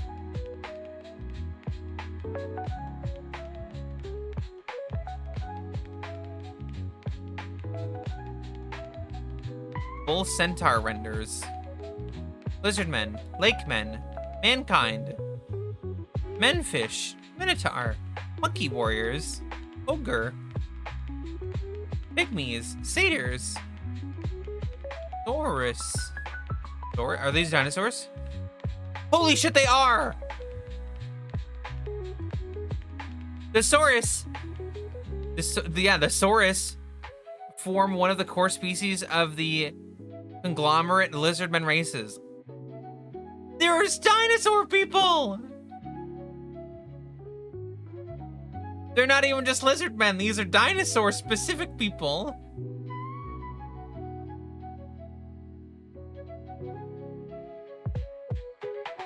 There's also the Beastmen who Games Workshop love to use as their whipping boys. Most people who play them aren't usually expected to win their games. Why? What's wrong with the Beastmen?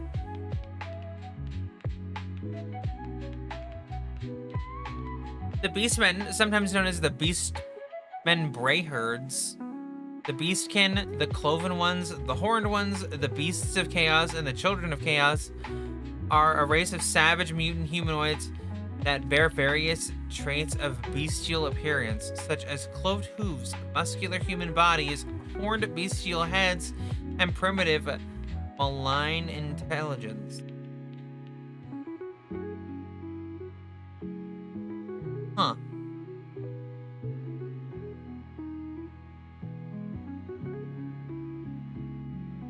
Black powder wizards.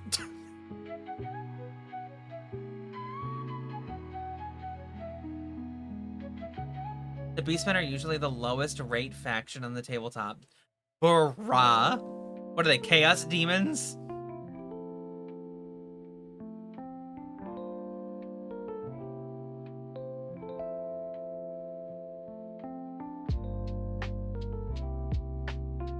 I think there are demons in this, aren't there? The demons of chaos.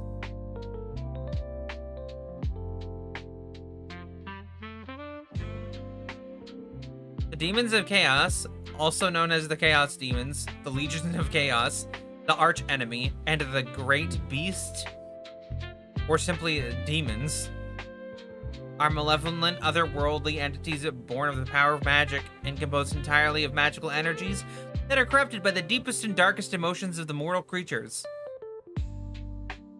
Well, bitch. No deep, dark desires, okay? Or you're gonna make demons. Imagine trying to teach your kid that. No having deep, dark desires, or you're gonna make demons. And then people will die fighting your demons.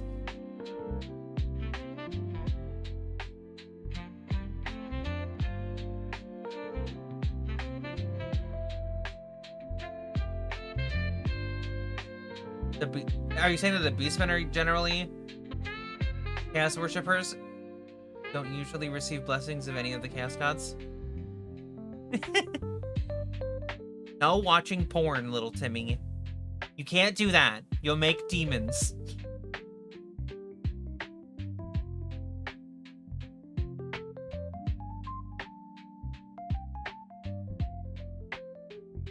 No spying on the girls. Make us demons.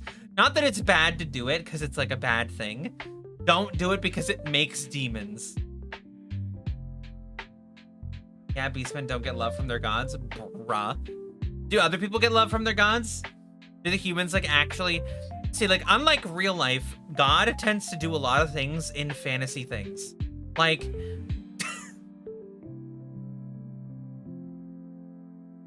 like...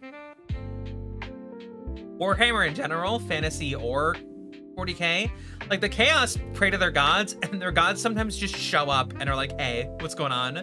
We gotta fight some shit, let's do it. Like, they're like, Nurgle, I need help, and then he's like, what? And then he kills a bunch of people. So them being like, holy shit, I gotta pray to that god. You know what? Fair, because you've literally seen him, and he's literally done real work. Like, he literally does things.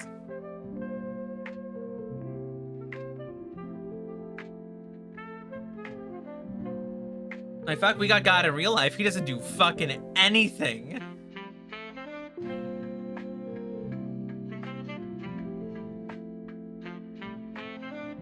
They pray and they're like, oh my god, we're going to lose this battle without your power. And then he's like, blam, and he kills them. In real life, we're like, holy shit, we need God to save us from whatever, whatever. And he's like, no, do it yourself. See, but that's the thing. Nurgle loves his followers. Tzeentch likes to mess with his, but they're still interacting. They're still having that interaction between them. They're still doing stuff.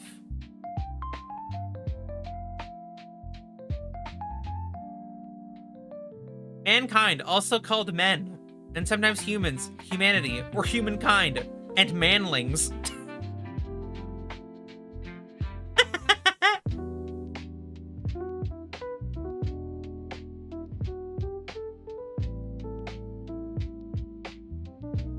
The average size of mankind is 5'9". Or I like manlings. The manlings live to about 60 years old and are about 5'9" on average.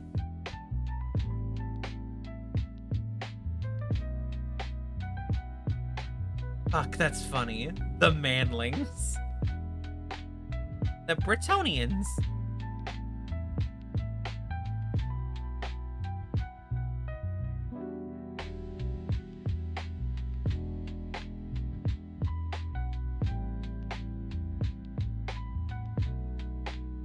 Born is just like, here, be stronger so you can kill some shit. True. Siege basically is just going to, oh, you want power? I'll give you so much power that you literally explode. See, I'm down. Because then there's interaction. There's real interaction between the gods and the people. They're like, hey, we should hang out and do some cool stuff. And the god's like, actually, die. And you're like, well, I mean, at least he's there. Consider myself a manling. Yeah? I'm a man. I like that. I don't know why that's funny. Imagine another race like the fucking humans go up to like like a human goes talk to like a group of elves or whatever, and they're like, look, I'm manling.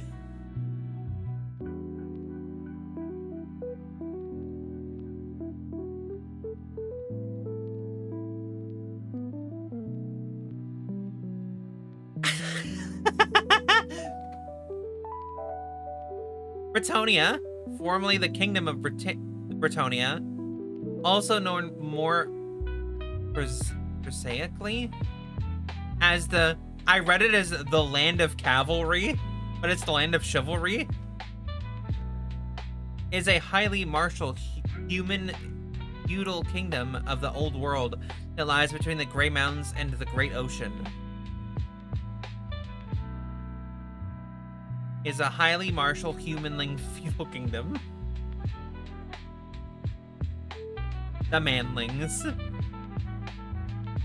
Warhammer Fantasy is funny. What's special with the orcs in this world? Holy shit. I just covered in metal. The orcs aren't known by any funny names. How are the orcs the ones that don't have any funny names?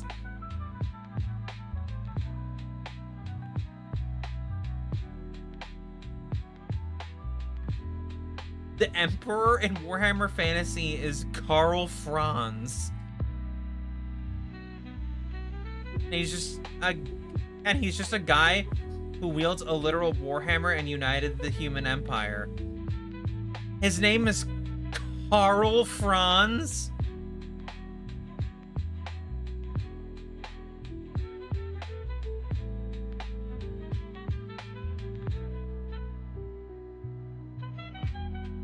Karl.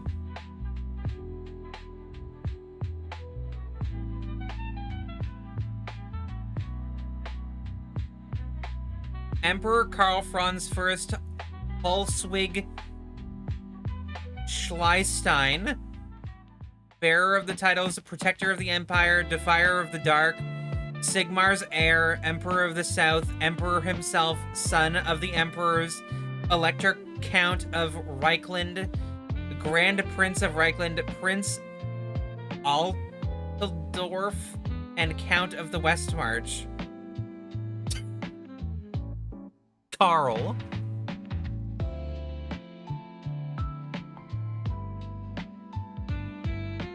He's only reigned for 20 years. Then he probably died.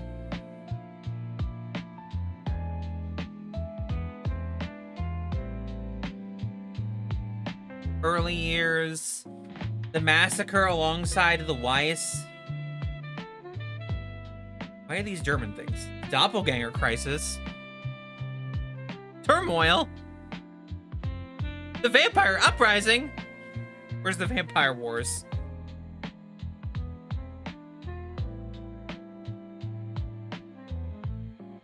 There's also an orc/goblin lord called Gorm the Paunch, who's a goblin that ate a troll meat instead of exploding, he just got really fat. What the fuck?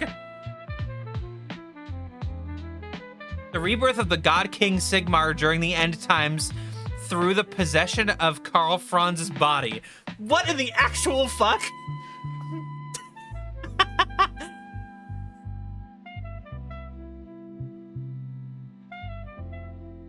What, did Sigmar fucking shoot lightning into him?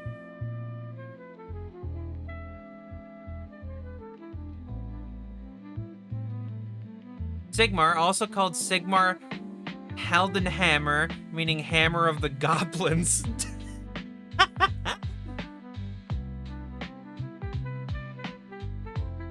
Born Sigmar Unbrogen,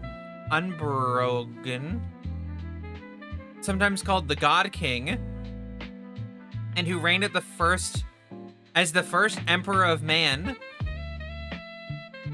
is a former mortal man who became an ascended god of the old world pantheon. Bro, what the fuck?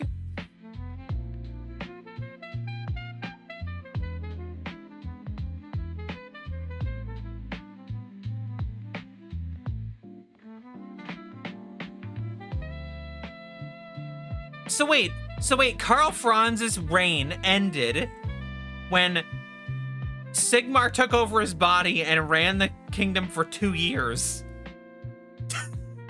What the fuck?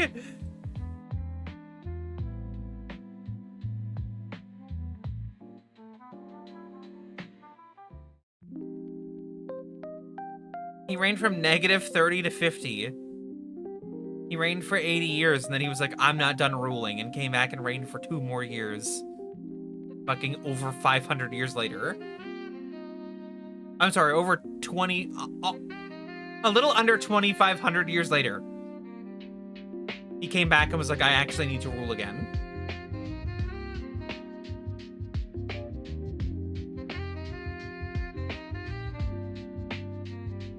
How do you... what the fuck?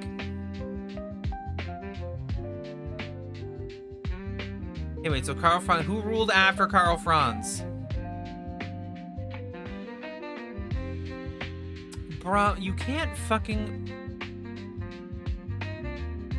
His successor is Sigmar Heldenhammer in his own body. Can we just, like... Karl, who came after you? Not you.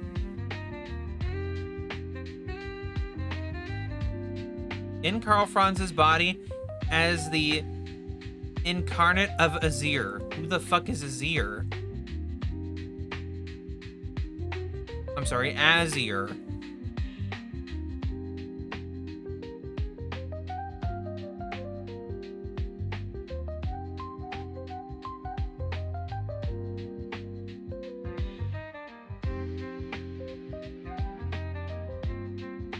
What? Azir is a style of magic. What is happening? What happened to the lore? Where did it go? His successor is Siegreich.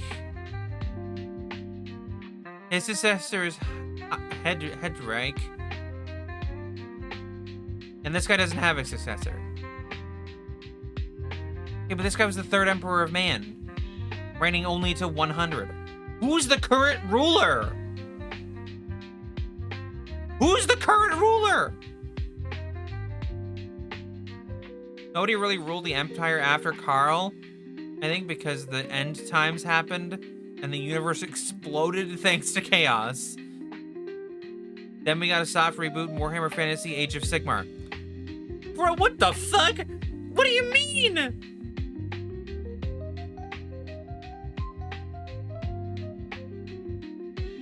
This is so dumb.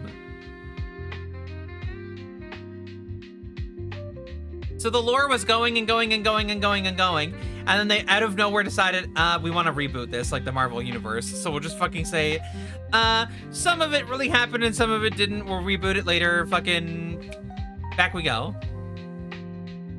Sigmar D's nuts. God damn it.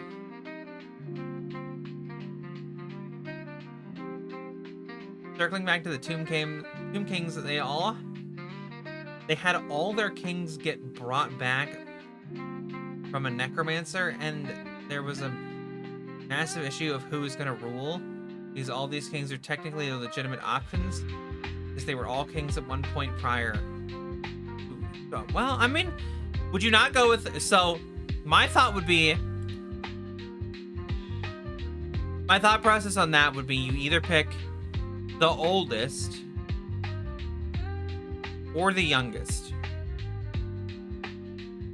right?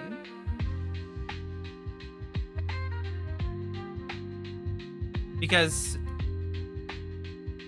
if you pick the oldest, right, that's like true to yourself. It's the eldest of a family line or whatever. They're the ruler because they were there first. Or we go the youngest because the youngest is like the most recent ruler. And if we're undoing their death, then they're technically the newest ruler. They were the most recently inaugurated to be the king.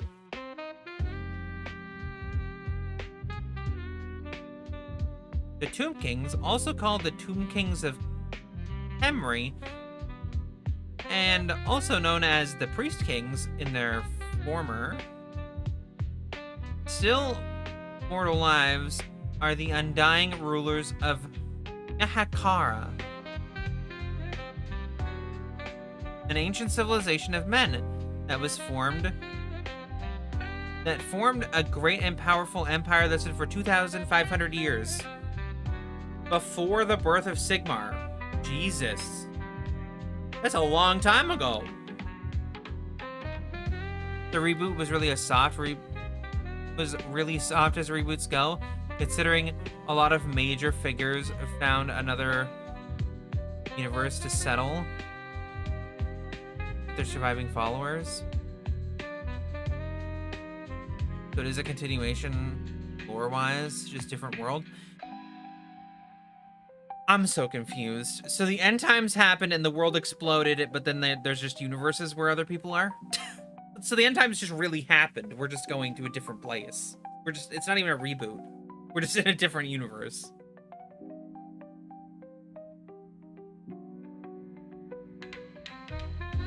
The end times happened and they were like, okay, well that sucks. Next.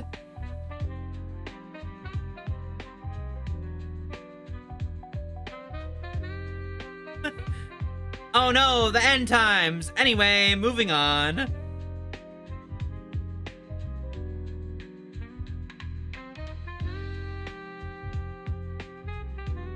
Crazy that there's this other parallel universe that we can go to that is happening.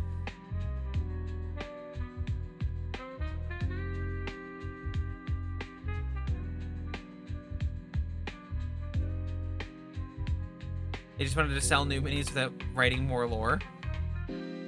Isn't that just what Warhammer is in general? You just sell more minifigs and then be like, yeah, fuck the lore. How much are minifigures right now? Yeah, from what I gather, they're surviving gods that were not chaos, just fucked up to find a different place for them or their followers. What's the point? Let's do English Canadian, because I'm Canadian, and let's do Space Marines. Let's look at Ultramarines, because it's just basic whatever. How much is it? Holy shit. You can't tell me that Roberte Gilliam, one model person-sized set is $85.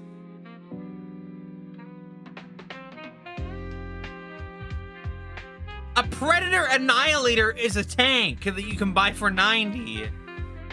How can I buy a person for $85 and a tank for $90? Captain in Gravis armor, 5250. Heavy Intercessor Squad, 80. Space Marine Honored of the Chapter, 200.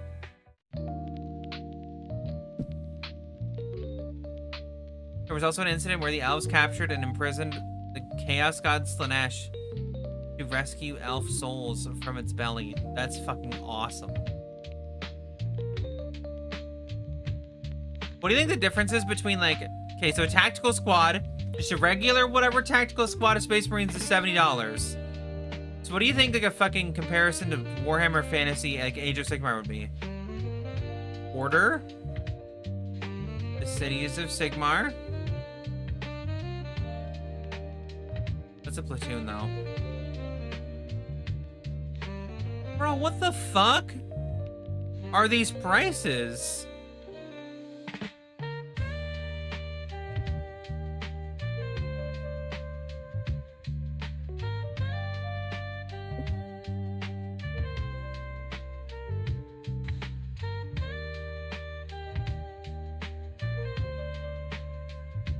What are these prices?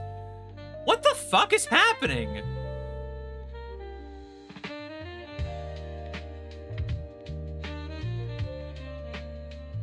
So, like, so you can buy a model called the Sorceress on Black Dragon, which looks like a fairly tall model. And it's literally like a character riding on the back of a fucking dragon for $75.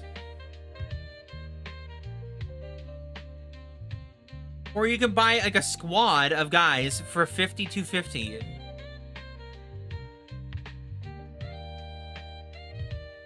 Some of them for $70. I don't understand the difference in the prices.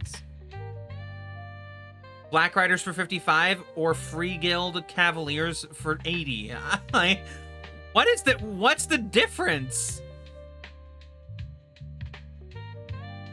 I've got an old house stealth suit. It's still in the plastic with the price tag on it. It's $26.50 USD for 3 scouts and a drone. It's like, I just... Dinos Army is the Tau. Commander Farsight, which is like one of the big fucking Tau guys, you can buy for $80. Or you can buy an entire combat patrol, which comes with a bunch of fucking little units and then some little drones and a vehicle and a commander. That's $200. So for $120 more, you get a commander with a couple squads and a vehicle. Or you can spend $80 and just get Commander Farsight. I get that he's a character, but why is he more expensive? Commander Shadow Sun is only $67.50. A Fire Warrior Breacher team is $70. A Fire Warrior Strike team is $70. An XV-88 Broadside Battlesuit is $75. No wonder so many people just 3D print this shit at home.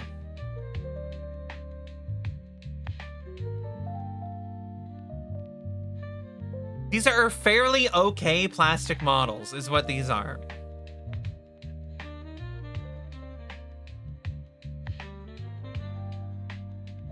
Like, I'm sorry to say, Warhammer looks cool and stuff, but Jesus Christ, it's so expensive. Warhammer fans haven't noticed the rise in gas prices because paying $100 for a tank is normal to them. Oh, wow.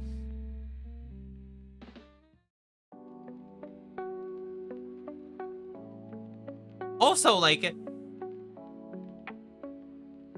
if you get into Warhammer and you buy the minifigures and stuff, you gotta, like, choose really early. Do you want to play Fantasy? So you want to play Age of Sigmar? Do you want to play 40k? Or do you want to play the Horus Heresy, like 30k?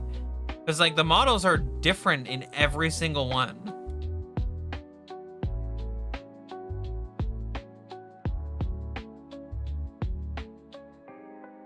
If you play the Horus Heresy, you can have Sanguinius, the Primarch of the Blood Angels, for almost $200.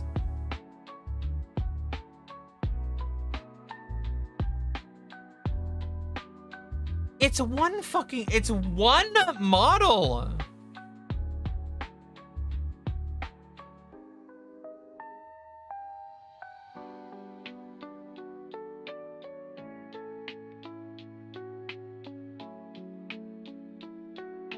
Jesus Christ.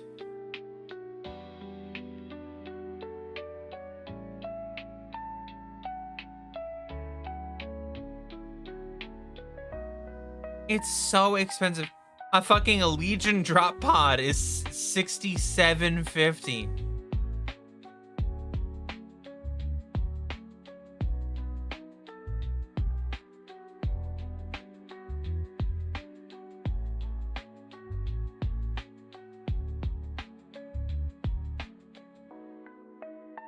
The fucking tanks are over $100. Like, they're like tiny plastic things.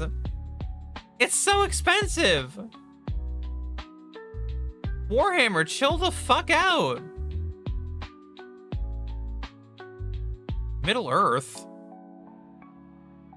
Lord of the Rings is good. What the fuck? I'm not buying Boromir for $30. What the fuck? Why is this a thing? Frodo, Samwise Gamgee, and Gollum, $42.50. Why is Games Workshop have Lord of the Rings? Elrond. Treebeard. Another set with Frodo, Samwise, and Gollum.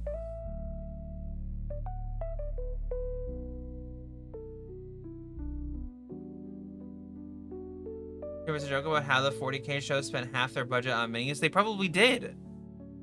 They're probably hoping to just make money back on the minifigures. They're probably like, this is the Henry Cavill minifigure.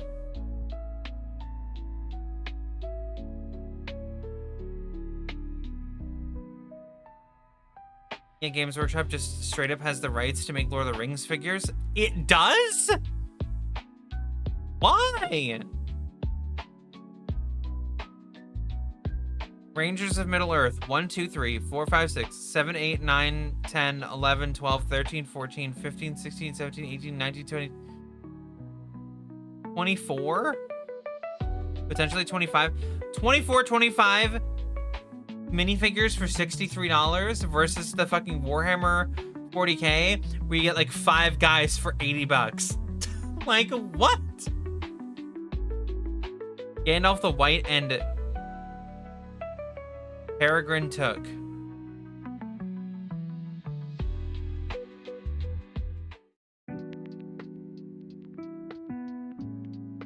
Vanquishers of the Necromancer. No idea who the fuck those people are.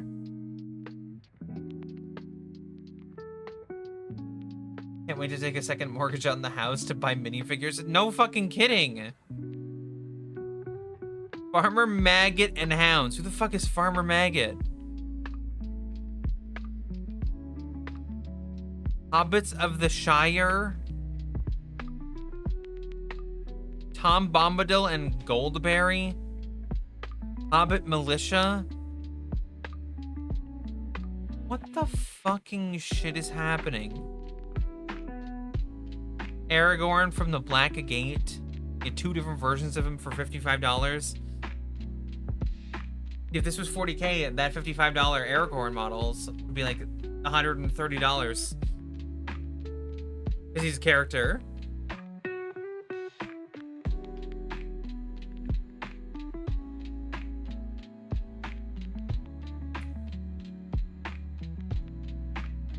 Galadriel and Celeborn, $37.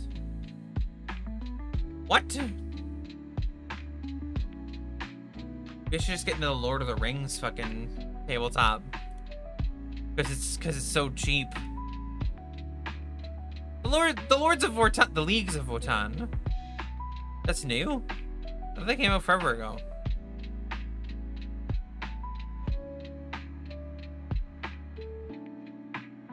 Explore new and exclusive. Salamander's Combat Patrol. $200.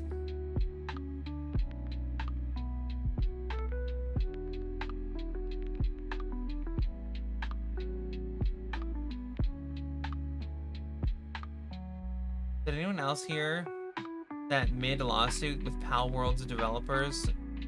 Nintendo added a blatant ripoff of their eShop. I mean, I think Nintendo and Pal World are just gonna be petting at each other now.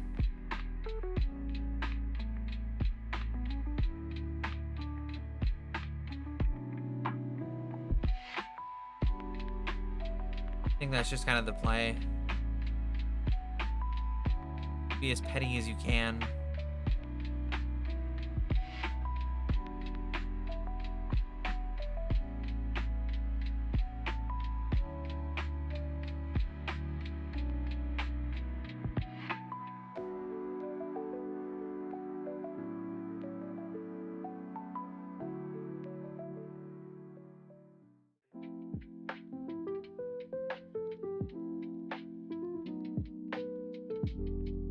Chad, I'm not collecting minifigures unless I make thousands of dollars.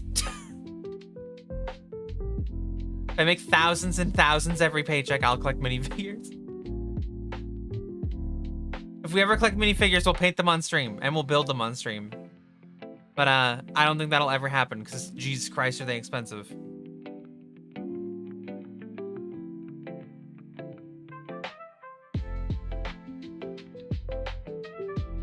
They're expensive and just not worth it. What faction would I pick? I don't know.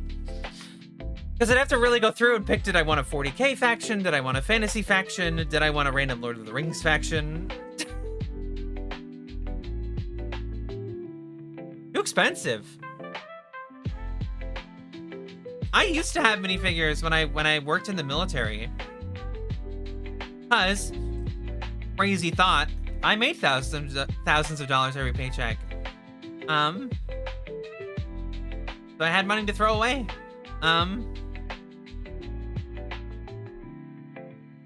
But when I collected minifigures before, I didn't collect any of the ones. I collected minifigures because I had military, like, quote, friends who wanted to play Skaven Army. I don't know what the Skaven models look like.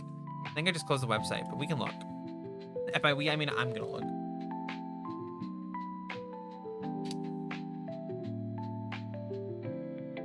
So if we go to Age of Sigmar and we go to Chaos Skaven.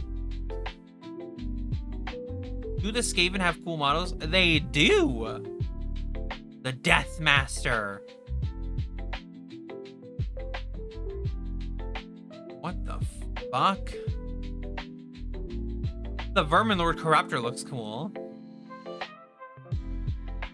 The Plague Claw. The Claw Lord, the Doom Wheel. The Night Runners. The Plague Pack.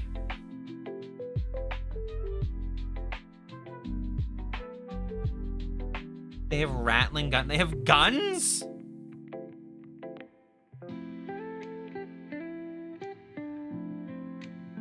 Physic Scour, Prophet of the Horned Rat. That dude looks cool as fuck. I could not paint like that though.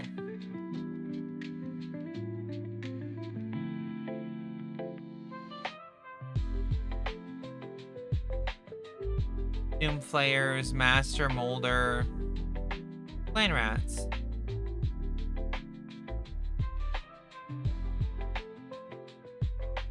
Warplock Jezzails. Arc Warlock. Ballord and Ballord on Gnaw Beast. Interesting. Lord. Warp Lightning Cannon. Plague Monks.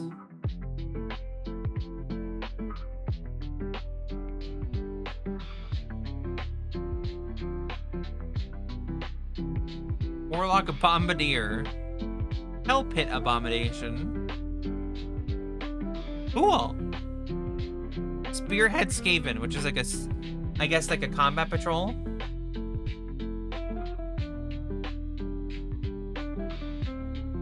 25 Skaven. 25 plastic Skaven miniatures.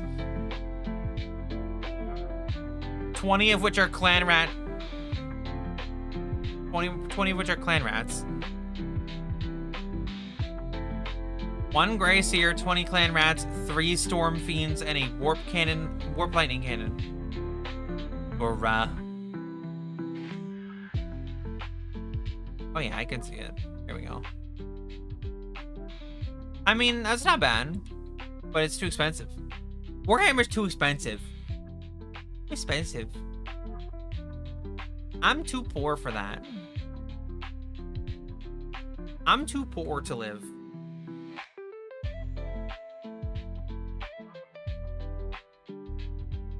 Also, we couldn't do that kind of stream anyway. I don't have a way to do a hand cam right now.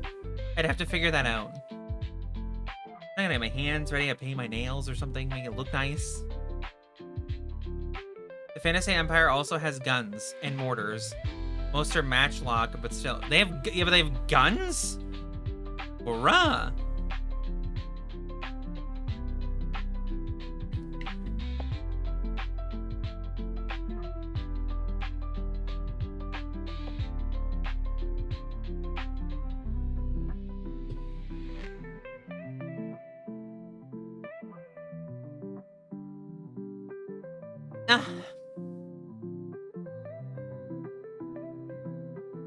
Warhammer's weird. So what do you think, chat? Going forward, Warhammer on Wednesdays? Warhammer on Wednesdays?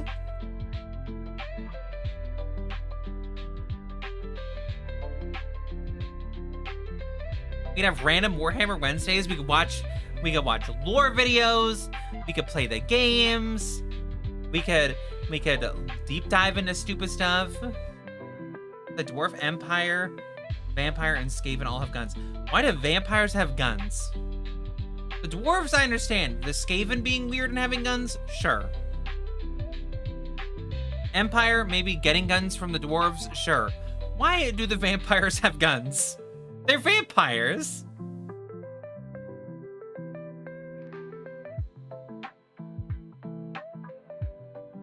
Vampire pirates are the vampires pirates? That's dumb. Wait, how are you vampire pirates? Are these vampires okay with being out in the sun? If not, sailing will be really fucking hard. Because, you know, the fucking sun. You know, that big giant fucking fireball in the sky that kills them. Makes sailing really hard when you can't be on the ship.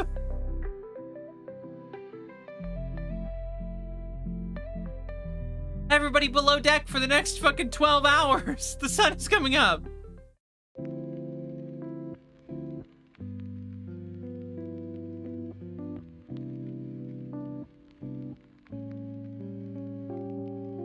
The ogres also have cannons. They basically use like rifles. Yeah, but that's different. Because if they just have cannons, then it makes sense that they would just have, you know, like an ogre would just hold it. Because they're big and they're stupid.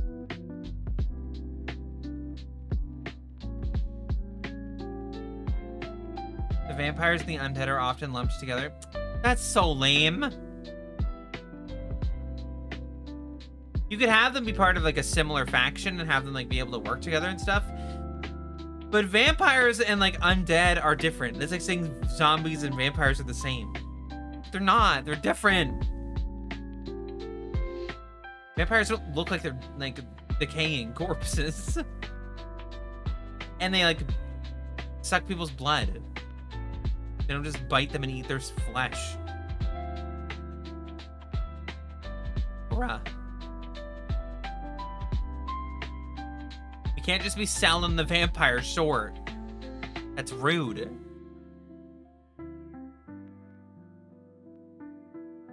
Stretch.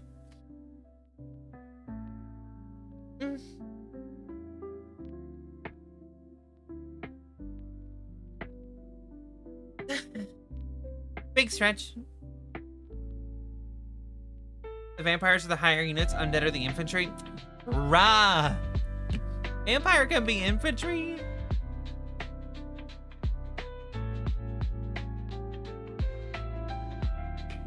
Like, I get it, but...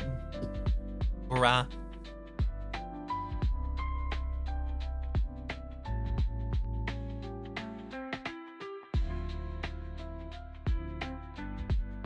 Listen, the Skaven and the Skinks subrace of the Saurus seem like the coolest races so far. The Skaven are little fucking shits that live underground and are annoying to everybody. And then the Saurus are dinosaur people. But a vampire is worth more than several zombies? Yeah, but still.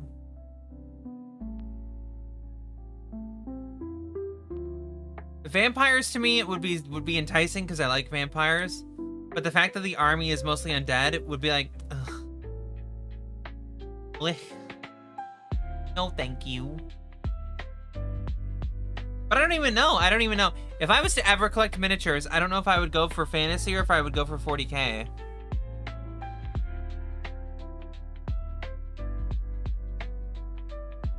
Because like I think 40k is the more popular series, right? Would make sense to me.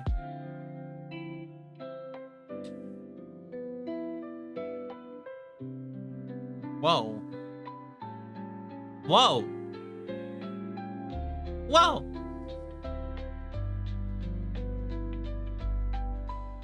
Yeah. Bonk that guy.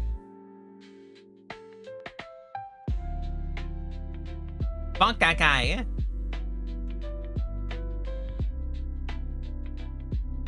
Grim, what the hell does that say? Oh, it's a sus. It's too small. My eyes are not good enough for that. I can't see. So I struggle to read. And yes, I have glasses, and I have them on my face. They're over my eyes so that I can see-ish.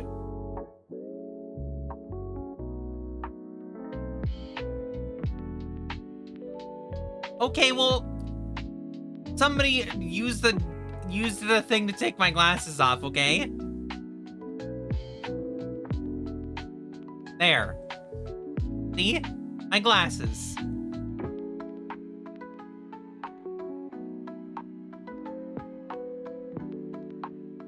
Now I see. I don't know if fart's gonna work. Fart's not gonna work. We're not in the right window. Fart only works when we're on the gameplay window. So, ha.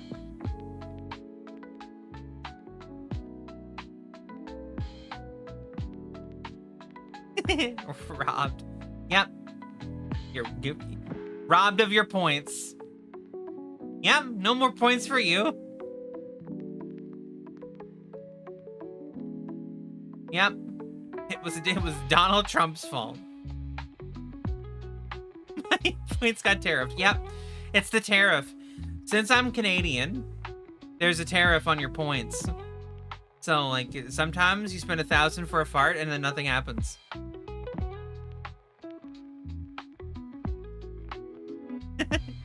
It's just, you gotta blame the president. It's his fault. Sorry.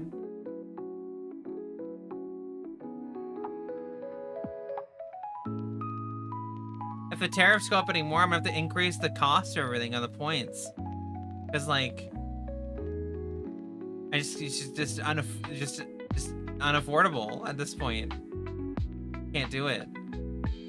Oh my god, could you imagine the tariffs going onto the Warhammer minifigs so they're even more expensive? We're running general points at a loss. Damn it. Increase the cost of general points.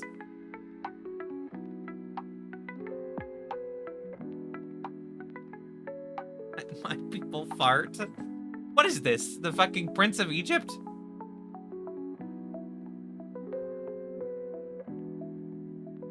I thought Games Workshop was British. It is British, actually. But who the fuck knows what's gonna happen? The importing cost to get it into the States, and then... So no tariff. Yet.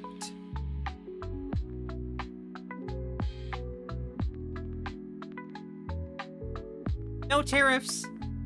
Yet.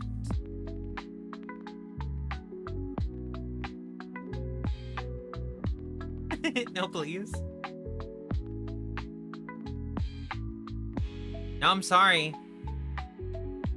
Your Warhammer army, instead of being $5,000, will be $50,000.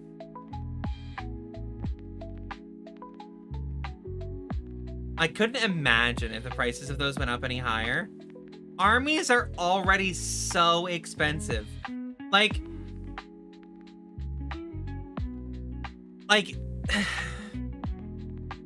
where can I'm gonna look at this. I'm gonna look at this for a second. Okay, so you buy like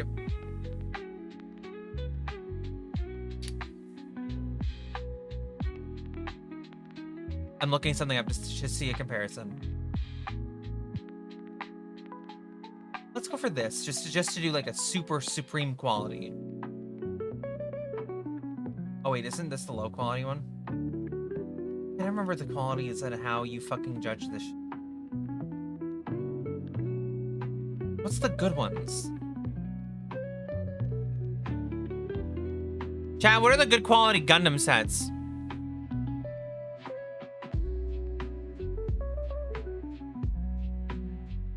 Is it the perfect grades? I think it's perfect grade, right?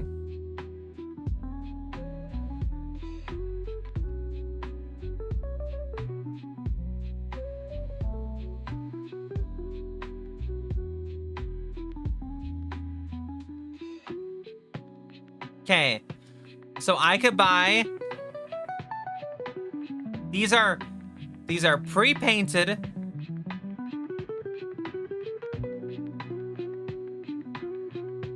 These are pre-painted, fucking enormous models. Okay, pre-painted. They come with decals. They come like with like some like semi-metallic painted parts, whatever. Pre-painted models. I could get the Strike Freedom and the fucking Justice for like $600 Canadian. Okay. If I wanted to build a 1,000-point army in Warhammer, it would cost me a little bit more than that.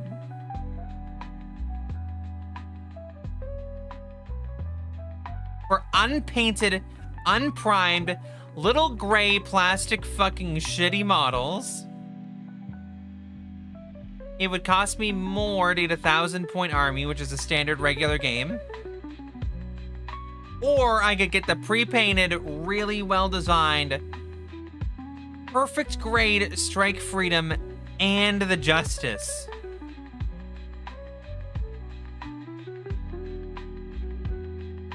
Exactly. And like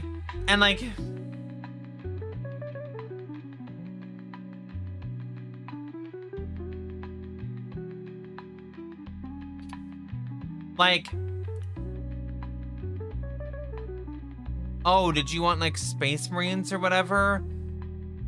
Like a model for them? Like, I know I can't get any of them.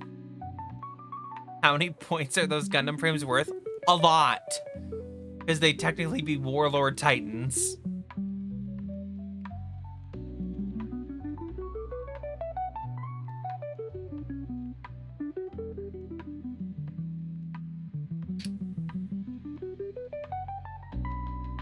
Okay, so like fucking that squad that we found that was like $80 of like the Space Marine whatever's. You can get the 3D model of them, like the STL file for a 3D printer for free.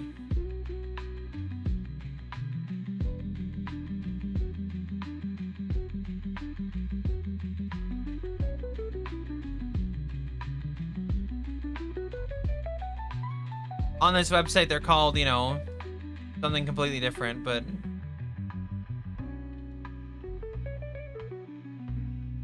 Sparabara Squadron.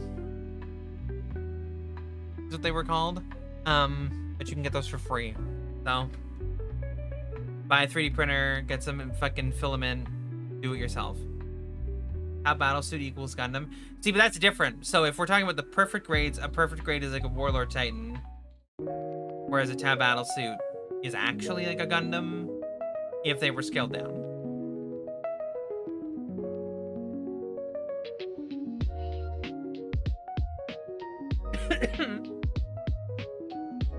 I don't know. For me, Warhammer is too expensive as a hobby.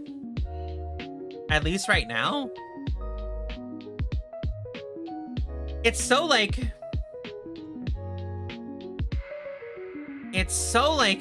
tough as like a hobby because of the fact that like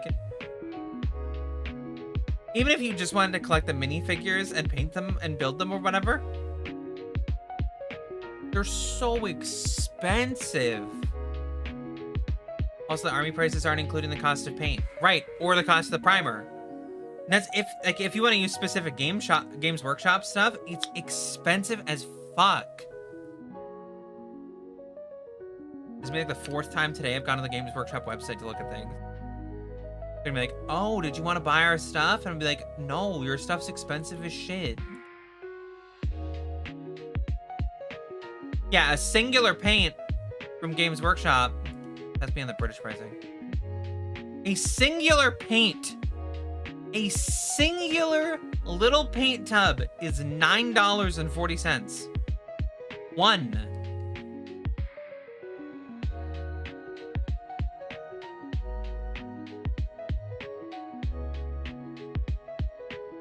$9.40 for one paint. That's without like the primers or anything.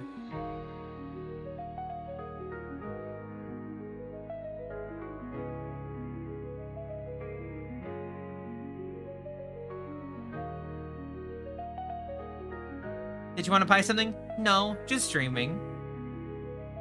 Not even window shopping. You're just streaming. No, I'm thinking of another life where I might have the money to play Warhammer or just to buy the minifigures so I can paint them.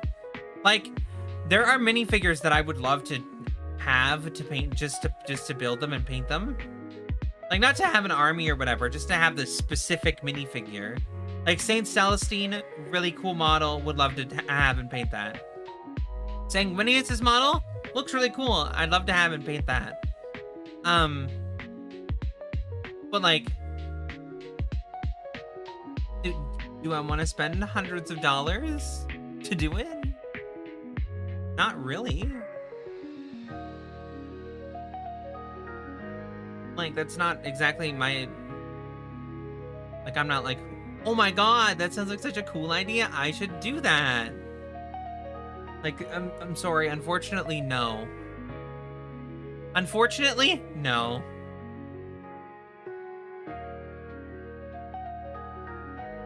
Unfortunately, I would rather not. Who's sending things in here? Why did this just come up? I just got an alert that somebody reacted to the stream. Like, bruh. If that happened a long time ago, then Discord is slow. Thank you! And hello! I like to think that my motto's pretty. You just did? Okay. The Discord's not just being slow. Lizard, lizard, lizard. I should make a redeemable alert that's just a lizard. And it just gets that lizard to come up and push a button. Lizard. A stimming button. Lizard.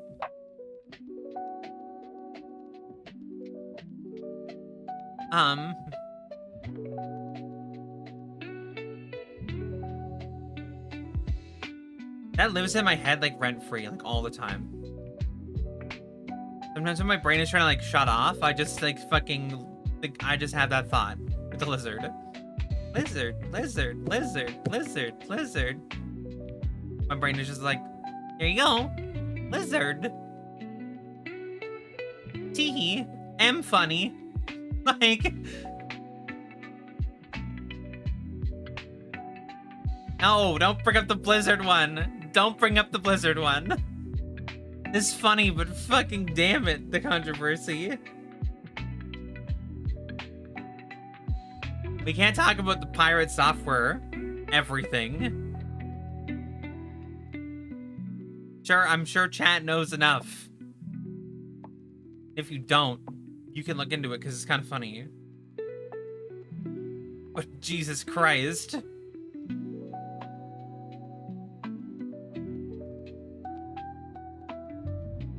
If anyone's wondering, there is a version of the lizard meme about pirate software. So, if you want to see it, look it up. I saw it, I think, on Instagram initially, or YouTube Shorts.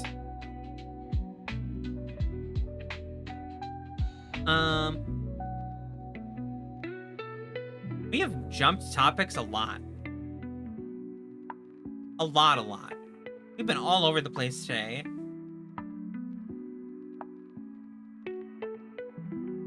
Really a downfall. Oh, the compilation of him talking about working at Blizzard? No. The video that I'm talking about is literally the lizard meme where the lizard's pressing the button. But it's got like a poorly cropped his hair on the lizard and it's pressing the button and it sounds like it's saying Blizzard. It starts with him going, I don't even talk about how I work at Blizzard that much. And then it's just the fucking lizard going, Blizzard, Blizzard, Blizzard, Blizzard, Blizzard. But I have seen the compilation of him talking about working at Blizzard. Part of the time I haven't been streaming was me, like, looking at other videos explaining the downfall of pirate software. I don't know why. But it was just something to watch at the time, and it was mindless. I don't know, most of it just felt like we're talking about Warhammer. It did turn into Warhammer for a long time, but at the start it was me, like, saying about why I haven't been streaming, because I've just been so stressed out, and life and shit has been getting in the way. And kind of me, like, feeling bad about it, and then not knowing how to come back. And then it was us talking about gaming, and then the poor choices in RPGs and stuff, and it was, we were talking about choices in RPGs and stuff, and then Hand of Fate, I think, said something about Rogue Trader, and then we started talking about Rogue Trader, and then it became Warhammer stuff. It became the Warhammer stuff. And then now it's just a Warhammer stuff. Warhammer. God damn it, you found it. That was fast. Well, if you want to see the Blizzard Warhammer, I'm dead. I'm dead.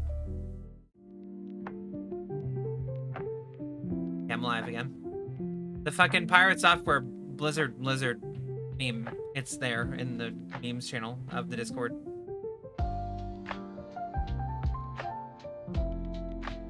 I've never heard of him until people started bringing up the fact that the fact that he was adamantly against the Stop Killing Games initiative. Yeah, that was kind of like, so he boomed and became this big creator, but then before the Stop Killing Games thing, he became a big creator. But then the Stop Killing Games thing happened, and then like almost a full year later, the Stop Killing Games thing was like, okay, well, this is why pirate software was wrong about our shit and why he's misinformed.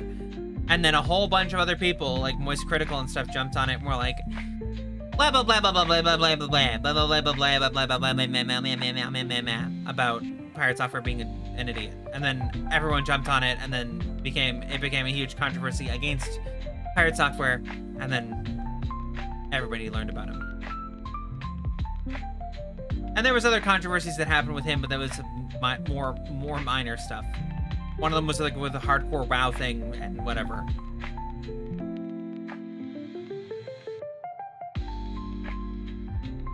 But yeah, if you want to learn any of the controversy, there are videos that document it very well online.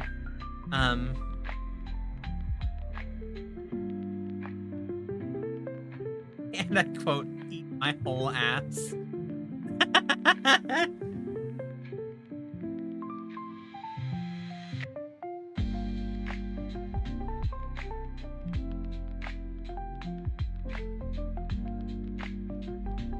Yeah, this is, yeah. The controversy goes into a lot of things. There's a lot of stuff that happened around then that was very strange. But, like, I think it's dumb, but, like, I don't know. I try to see it from, like, a creator standpoint and being like, okay, so if someone was shitting on me, how would I react? But, like, I know that I wouldn't fucking flip out and do a DMCA and stuff against people. Like, that seems extreme. Like, how about, like, if you aren't happy with somebody doing something, why don't you just talk to them? Like, hey, like, how about we don't do this? Not like, I'm gonna take legal action and file DMCA. Like, calm down. Have a conversation first. Like, if you're on the internet, okay, if you're on the internet in any way, at any time, people are going to disagree with you.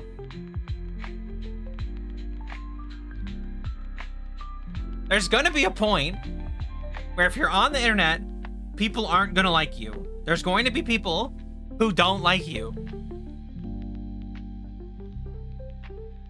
It's how it happens. There's people on the internet who don't like me already. I know. I've seen their comments. But that's fine. They are allowed to have their opinion.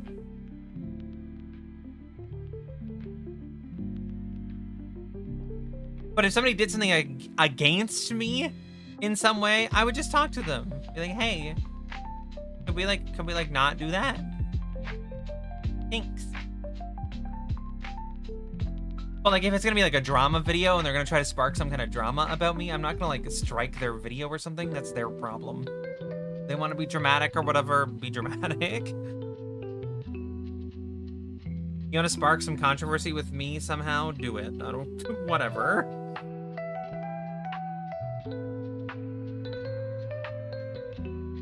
I don't think I've done anything too controversial. I think the most controversial thing I've, like, even talked about is the fucking Nintendo situation with the Switch. And that's, like, you know... I don't think a lot of people are gonna be like, oh my god, what a hot take. How could she say that about the amazing Switch 2? Where most people are like, the Switch 2 is kind of fucked as a console. Humility is a big part of being a larger YouTuber that a lot of people look up to. The thing is like, if you're a large YouTuber or a large streamer, you're in that position because people put you there. And did you put work in? Yeah, of course you did, right? It didn't just happen. You put work in. But, like, you have to understand that there's gonna be people who don't like you. There's gonna be a part of it where, like, you're gonna say something, especially if you're a live streamer, you're gonna say some stuff and you're gonna be wrong. And you have to be at the point where you're okay to be like, you know what? I'm dumb and I was wrong. People say dumb stuff all the time. People say dumb stuff every day.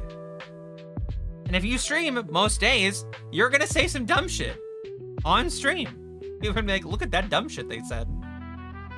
Maybe they'll clip it. Maybe they'll put it on YouTube. Yep, you said some dumb shit, now everybody has control of it. Unfortunately, that comes with the territory of being live online with an unscripted situation. If you're just talking, inevitably some dumb shit will come out.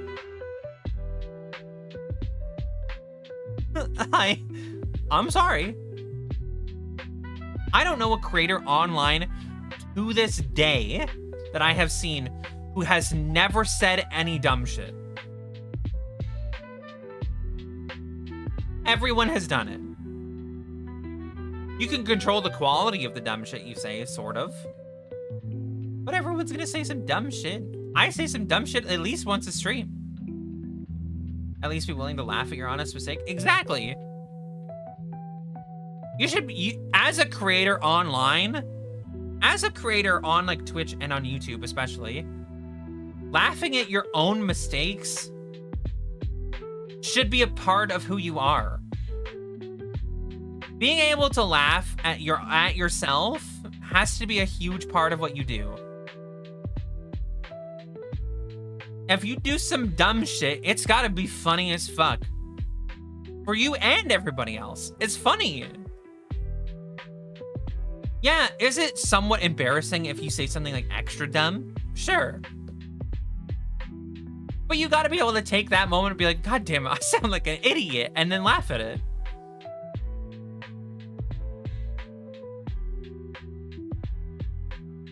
It's when you're too arrogant and you're too like, no, I'm always correct and everyone else is an idiot. That's a problem. Like, look at people playing like we'll use like an easy example. Look at people playing like Five Nights at Freddy's, right? People playing Five Nights at Freddy's are literally laughing at themselves getting like jump scared by animatronic animals.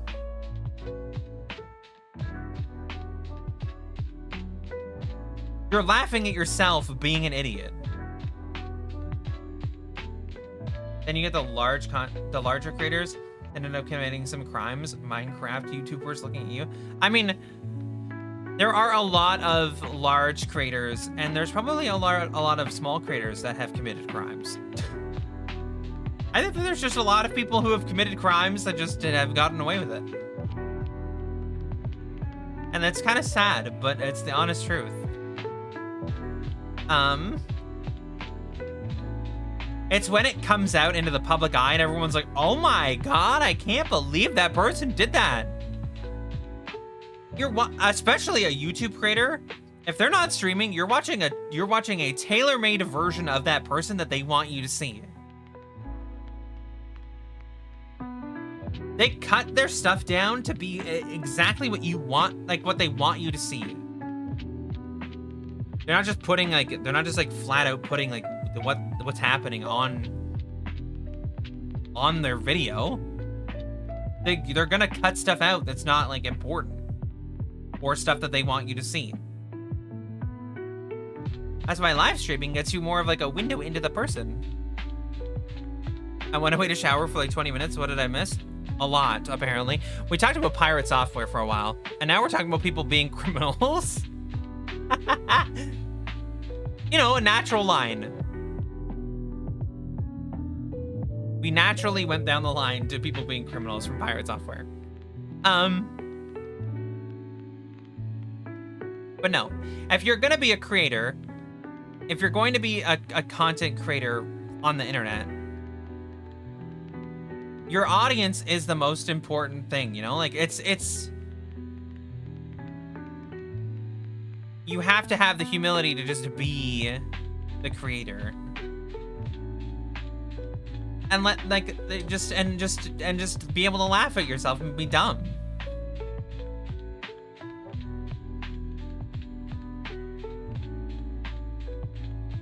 Guy does Minecraft, probably the worst example that I remember. He basically did everything aside from the expected Minecraft YouTuber crime.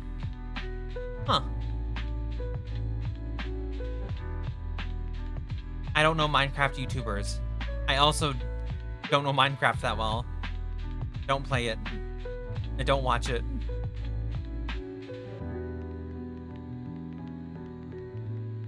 At some point in my life, at some point in this stream, we will play Minecraft and we will beat the Ender Dragon. We'll have like a specific stream that will be about it, because we've talked about Minecraft a lot, and I've said that I've never played it, and I don't know what to do in it, and I get bored.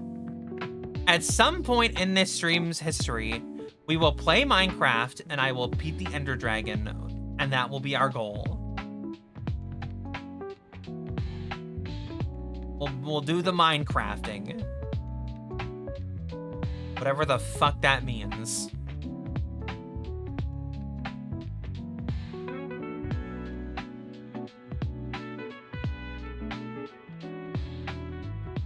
I don't know when it'll be, but it will happen.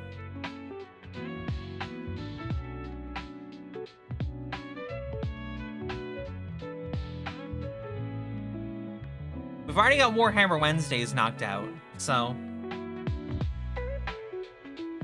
we can find time for Minecraft at some point. Maybe we'll make it a big event. We'll do a big Minecraft event. It'll be all about Minecraft.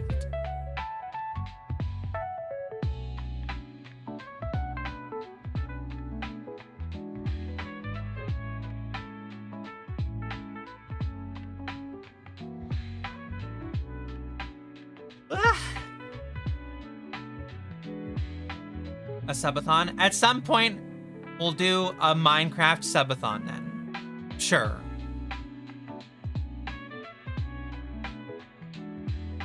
Maybe when we reach partner, we'll do a Minecraft subathon.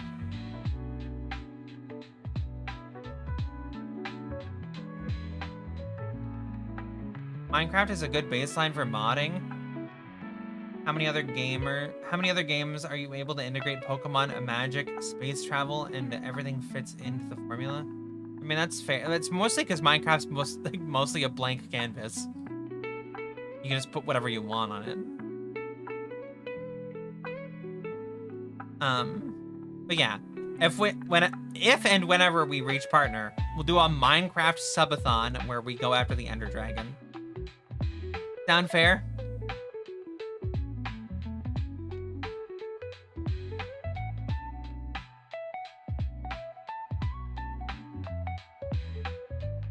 Seems like a fair deal to me.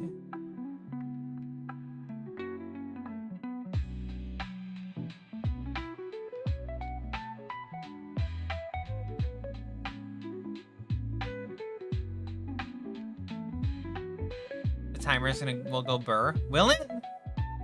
Will it? What are you gonna fucking just save all the money in the world for the subathon? I was half tempted to clip that so we can hold you to it. I mean, you can clip it if you want. We can do a Minecraft subathon whenever we reach partner.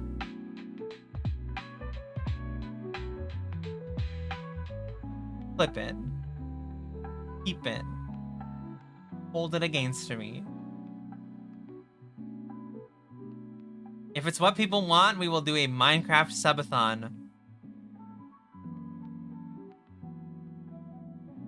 I mean, that's easy. It's easy, and I know people will like it. So, because it seems like everybody in the world loves Minecraft.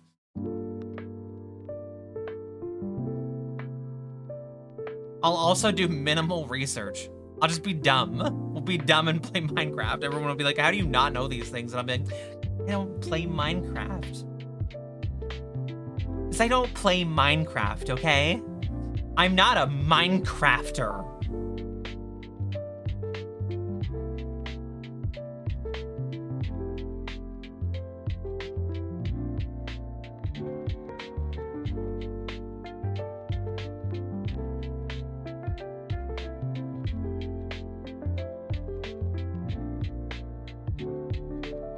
I'm tired.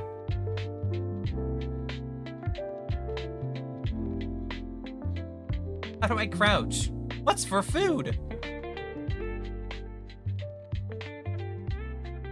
I don't know. No idea. Just die. Listen, I don't have to deal with my food if I just build a chest, put all my stuff in it, and then die.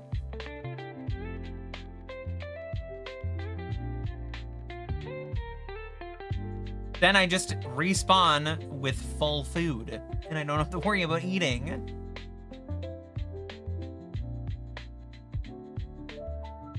Mystery solved.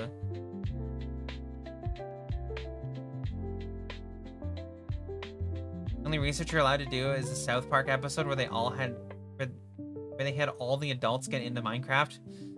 I'll pass. I'll go in with no research.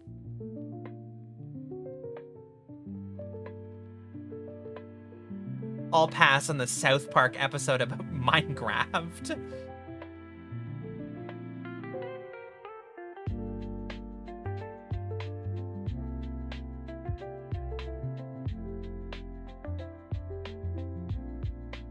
Well, damn. I didn't expect to have my my partner stream planned out now.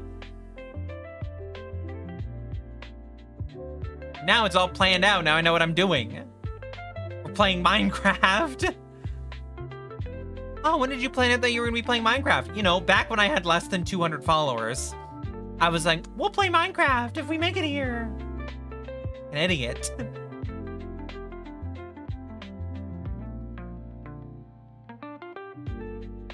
But I mean, if we push hard enough, we'll make it, right?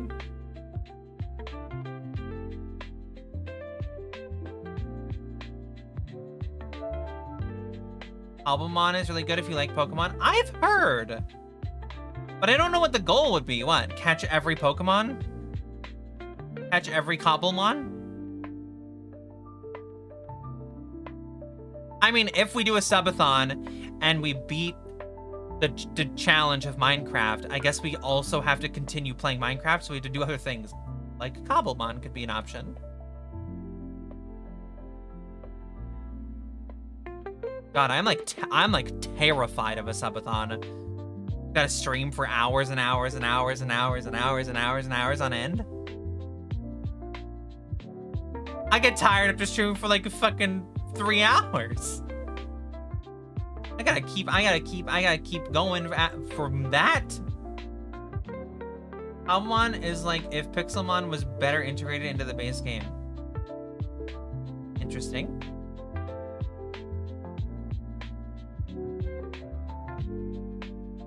Is Cobblemon the one where you can ride on the Pokemon? You like fly around and shit?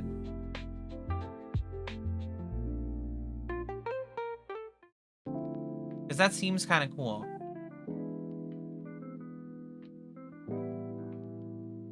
I'm not like a big Pokemon person. I know some stuff. But like, weaknesses I'm really bad at. The Pokemon's names I'm really bad at.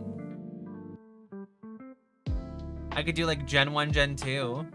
But you pass that stuff, I start to lose it.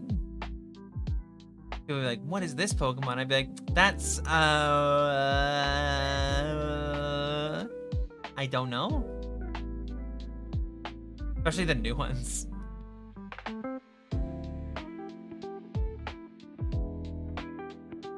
I just start making stuff up.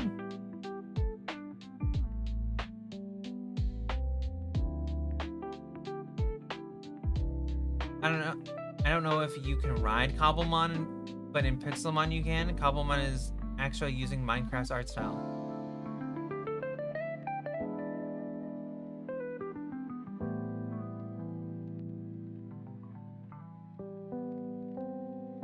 They're Trubbish because they're all trash. I know that Trubbish is a Pokemon, and Garbage Bag.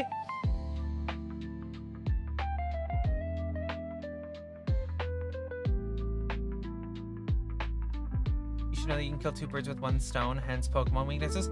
Yeah, but like, so birds are weak. So flying types are weak to rock type.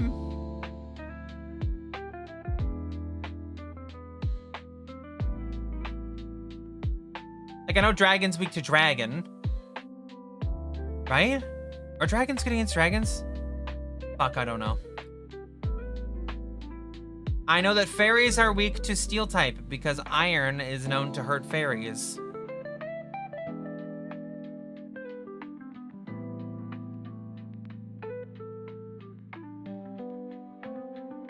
That's like the random shit that I know. Like, I don't know the fucking other stuff. I'm too dumb for that. Dragon is weak to fairy, dragon, and ice. See, that's I don't know why dragons are weak to ice, but dragon, sure. Fairy tales. Normally the villain of a fairy tale is a dragon. Kind of makes sense. I don't know. Like, there's the obvious trio, right? Fucking water, fire, fire, grass, grass, water, rain.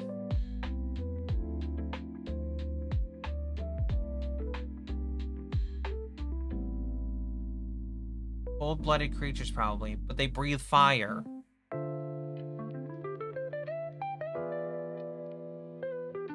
They breathe fire, so that I don't understand.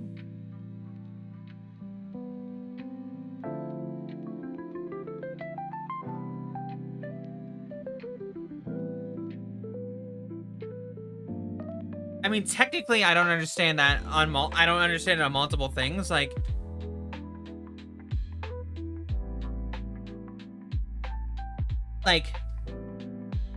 so electric types, right? Electric types are good against water types because water conducts electricity, hence the zappies, right? Which technically should mean that that electric types are good against steel types. The steel conducts electricity. They're not.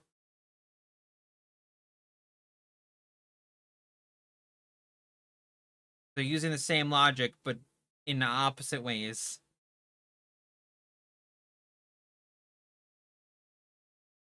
Not every dragon breathes fire. Look at D&D.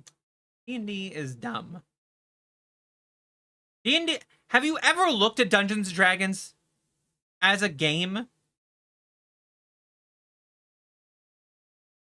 And steal a bad conductor, though?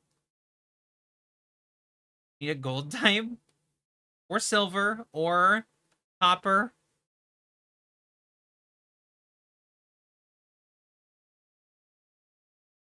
That's true. There is the apple. There's Applin. YouTube, I'm still listening. Keep going. It's called Wooden Floor. I don't know.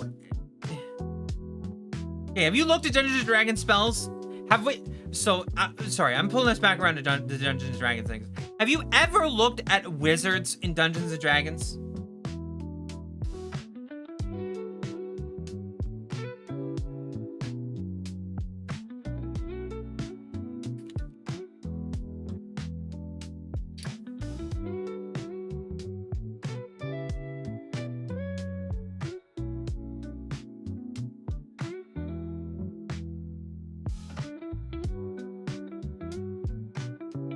I'll use an example of a spell that fucking everybody knows. Okay?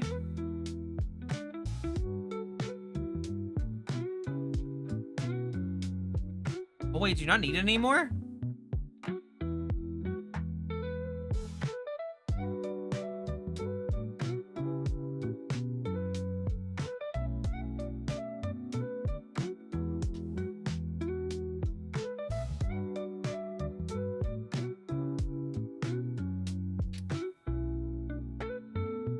Okay. Dungeons and Dragons spells either need a verbic, a somic, or a material cost. Okay?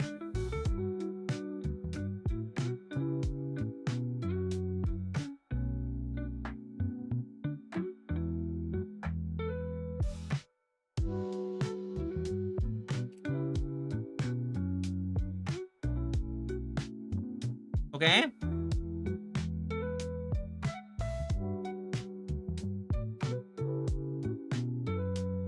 So, just to go through a couple. Just to go through a couple of the spells and their components. Okay? To cast light, just the spell light, you need a firefly. Produces light on its own. To cast the spell dancing lights, you need a bit of phosphorus, which when lit creates light. To use the spell alarm, you need a tiny bell, which could be used as an alarm.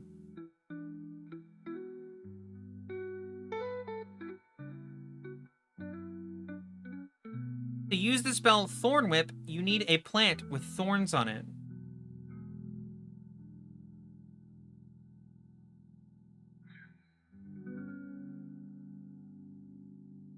To use the spell Animal Friendship, you need a morsel of food.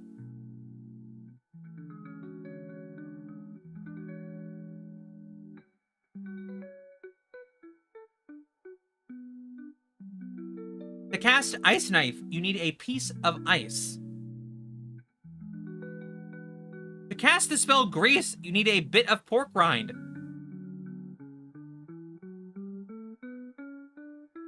It's common to need a component in a lot of magic systems. What I'm saying is that these spells aren't magic.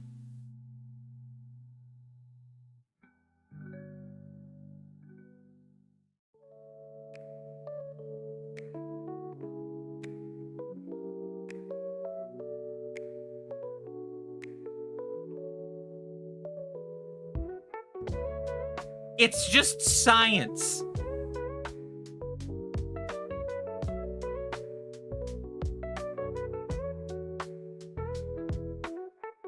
To cast Wall of Fire, you need a bit of phosphorus, which if you laid it out in a line, would make a small firewall.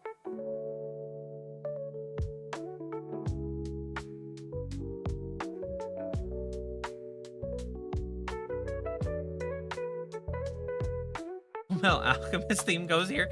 The thing is, this is not magic. It's literally science. Like, for Fireball, you need sulfur.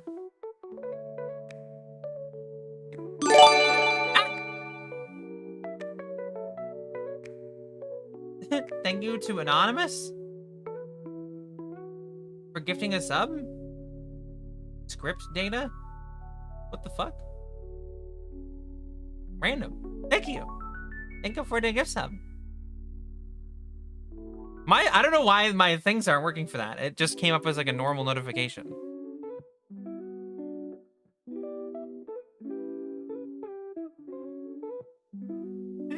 And there's some spells that you could like consider to be like you could work your way around to be like, yeah, I could see that working as like science or like persuasion. Invulnerability, a small piece of adamantine and 500 gold pieces.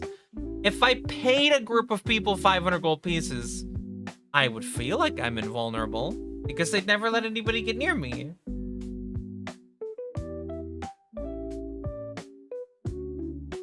Shape change, a jade circlet and 1500 gold pieces. If I had 1500 gold pieces, I'm sure I could get someone to give me to reshape my face.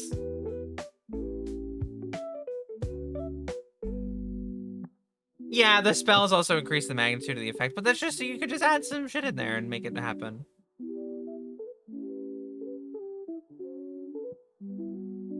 Like, yes, I get it that it's magic, but some of it is literally just like, look at the science shit.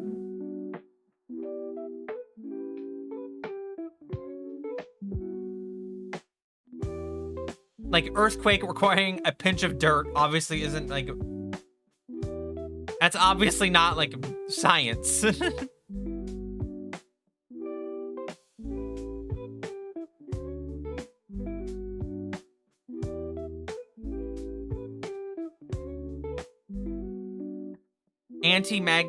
Anti-magic field is a pinch of powdered iron.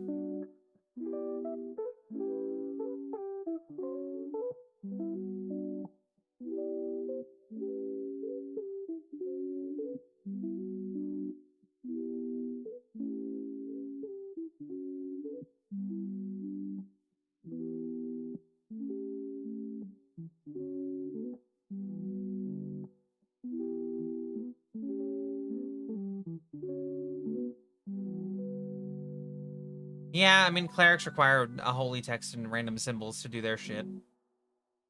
But they just cheat. They pray.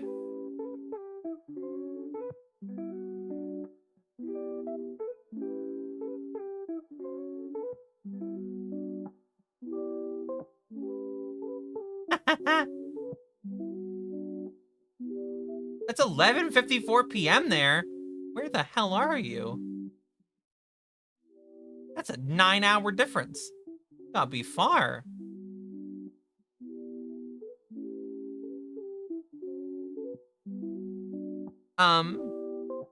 Mass suggestion, maybe my favorites. A snake's tongue and a drop of sweet oil. Snake oil. We're doing the snake oil for mass suggestion. India. That's very far.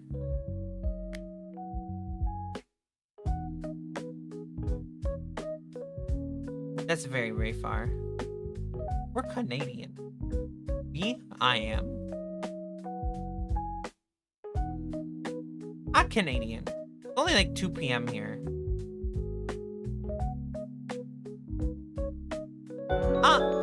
Thanks, Gim, for...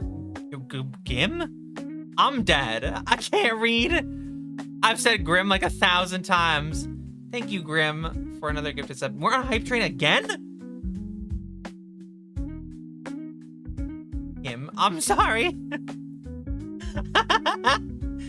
Gim.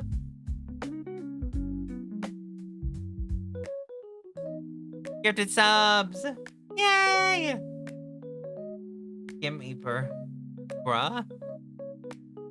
That'd be me. When I die and fall asleep. I'm the Eeper.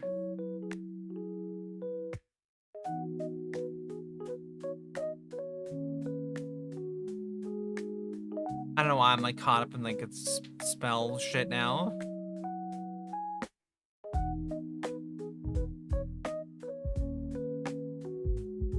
Chain lightning requires a bit of fur. Once you can get like fucking electrostatic shocks. Are you near Niagara? I am in southern Ontario.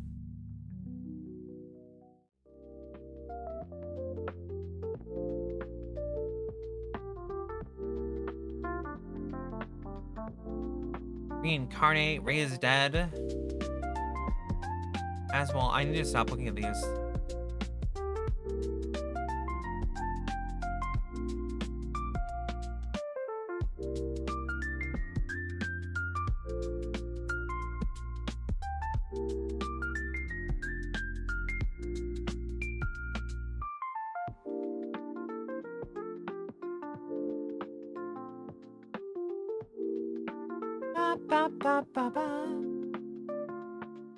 Most of Canada does live in the same area. It's like 80 or 80 something % of Canadians live in southern Ontario. It's crazy.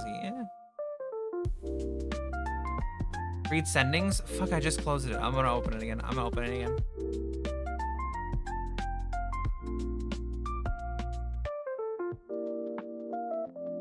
Sending spell components.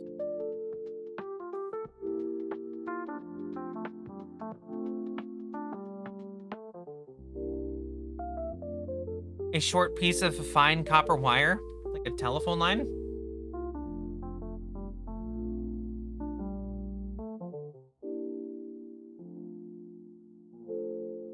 Yeah, I think India is in the top 1% of like the total population. There's a lot of people there. This one just says it's a 3rd level evocation spell. Sending is only a short piece of copper wire. And you can cast it as a bard, a cleric, a wizard, and an occultist. See, so if a bard can cast spells, they've got to be trickery in some way. Because bards aren't magical; they're singing, and they're like losers, and they're like, it's like all about sleight of hand and like cheating people out of things. So.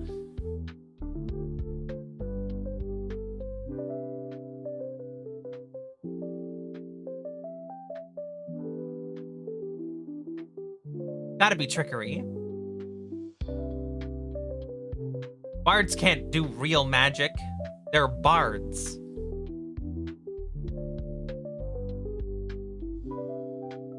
They have like bardic inspiration and stuff. That's not magic. They're just... It's just like when you're jamming to a really good song. When you're jamming out, don't you feel inspired to do great things? lore bards are basically diet wizards. Lore bards are like fucking history teachers.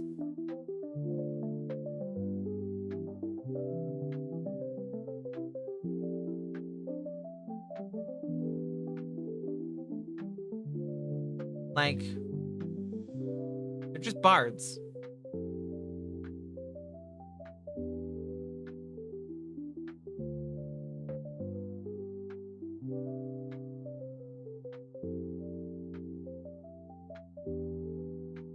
Pat, can I have caffeine directly injected into my brain? That's a safe. Do you think that's safe? What if my blood was 50% caffeine? Then I could be awake all the time. Not be so tired.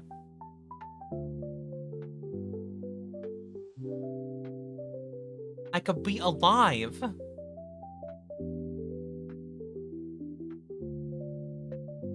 Most bard spells revolve around manipulating or aiding people. That's true, they do.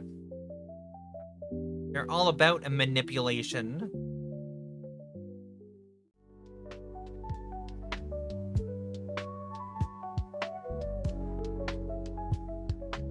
A bardic manipulation. Go!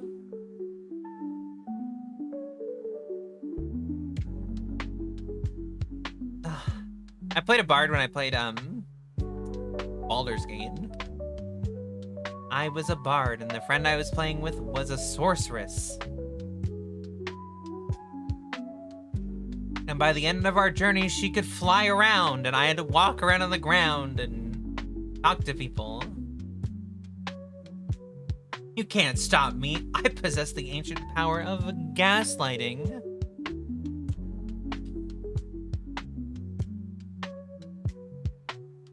I did a lot of our conversations. We did a lot of stupid things. And the friend I was playing with romanced Will, and I romanced Karlak. And one of us definitely got the better relationship out of it. Because somebody's relationship ends really boringly and very unsatisfyingly, and there is actually pretty good. So...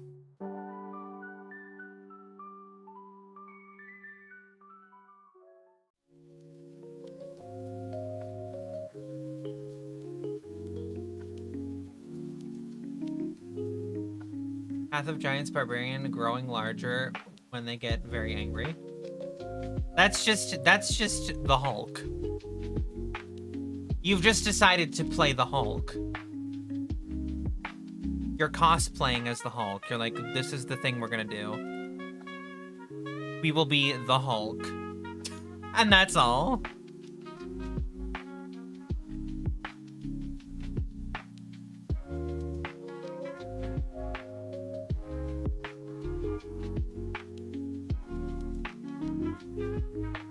And that's fine. That's your choice. That's your wonderful, wonderful choice in Dungeons and Dragons. You can be the gaslighting bard, the Hulk, a quote-unquote wizard.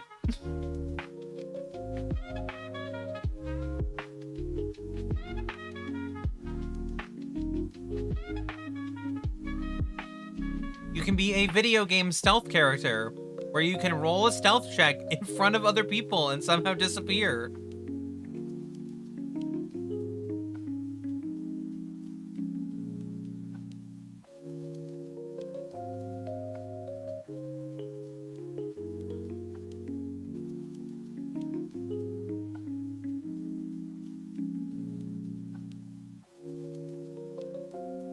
After patch 8, I refused to make Karlak anything other than a giant barbarian, shooting people off cliffs a la 300. I haven't played Baldur's Gate since like it had originally come out. I did that one run and I haven't really played since. Because unfortunately I don't talk to that friend anymore. And the friends I have now don't want to play it. So, and Baldur's Gate is like a good alone but better with friends kind of game for me. I don't like do it. If that makes sense.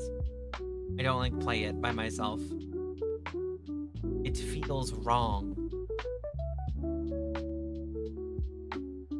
It feels like I could have so much more with other people there. Especially if I could get 3 other people to play it with me, as we have an actual full team of 4, of our own 4 created people, and we just do whatever. The little nightmare squad.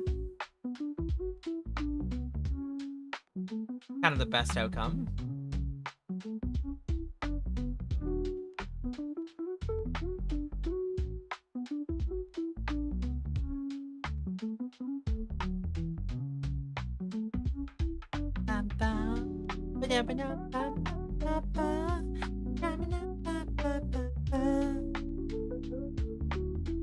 I've been jamming. I've been into the music we've been listening to all day.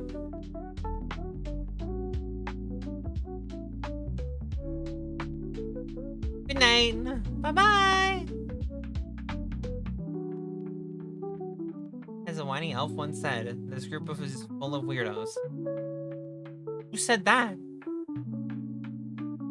The only elf that I know that you have on your team is Astarion, right? Or am I crazy? Are there other elves? Or is it just Astarion, the vampire elf?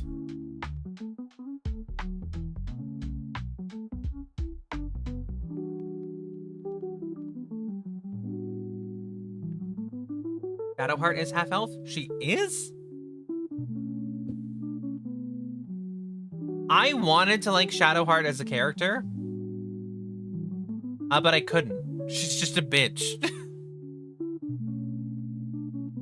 Oh, I've got a dark, brooding past. You know, it doesn't entitle you to be a fucking bitch all the time.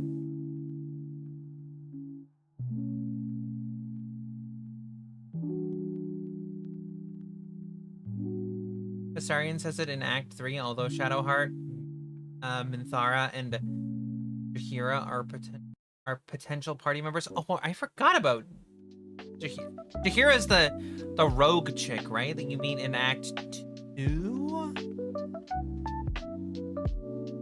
When you get to that weird place. Also, Halsin's an elf? I thought he was just a guy who was a druid.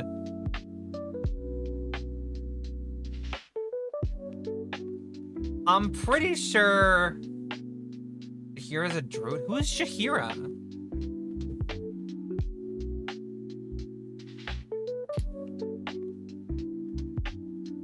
Yeah, she's got the 2 swords. Yeah.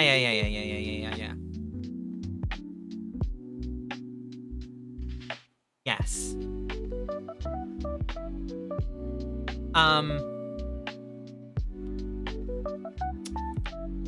Regrettably, we didn't keep Halsin in our campaign. He left. He was like, fuck you guys, bye. And then we didn't keep him.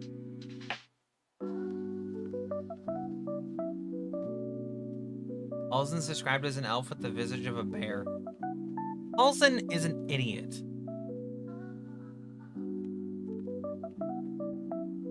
You know the most useful time for Halsin in the entire game? Right at the start, when you go in the goblin camp, if you release him from the cage and then you use him to fight, it's the most useful time ever with Halsin. And I say that because it's the only time I ever used him. Ever.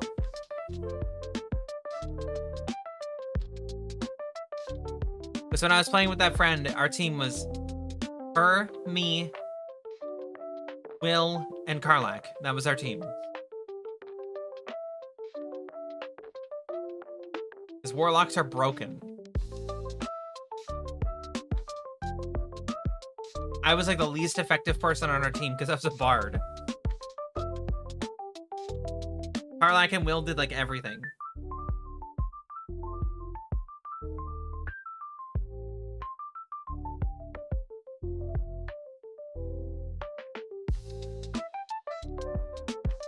Ugh.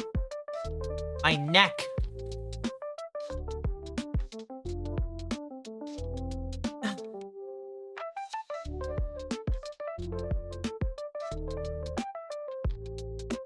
I was a druid my first playthrough, so I really had no use for Halls and Jaheira. I liked Jaheira, but I'm pretty sure in our playthrough she died. I'm fairly sure we made it to the bottom of the tower or whatever. We were like in the doorway of the tower. She ran up to some enemies and like instantly died, and we were like, well, fuck. And then she was just gone. It was very unfortunate.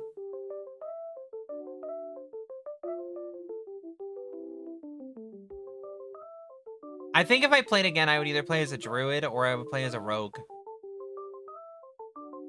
And in either case, I would just kind of be a little shit the whole time.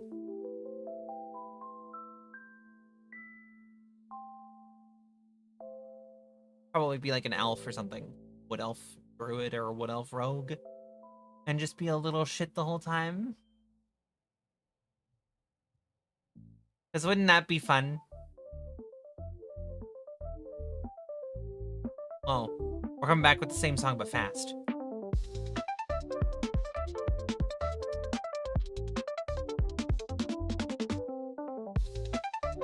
Why is it so fast?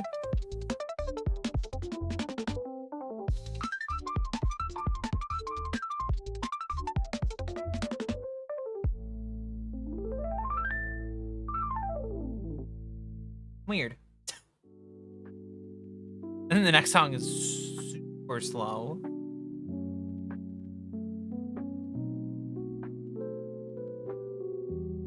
I can vouch for Druid. You're basically an offensive cleric who can just decide to be an owlbear because you're out of spells / silenced.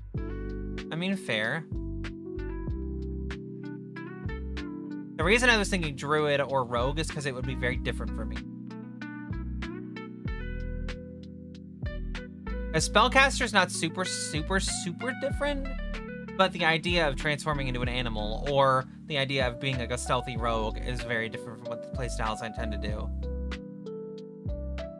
I tend to be fairly like upfront or spellcastery, like a buffer or whatever.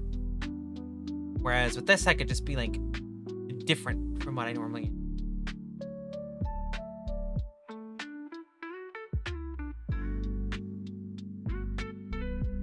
Little dance. Okay, chat. Okay, all right. Everybody. We've been streaming surprisingly for almost 4 hours. And I don't want to go too long today because I can already feel it. I've been feeling it for like the past like hour. My voice kind of hurts. And I do want to do a long stream like this, like probably longer than this tomorrow. I would hydrate, but I actually ran out of water.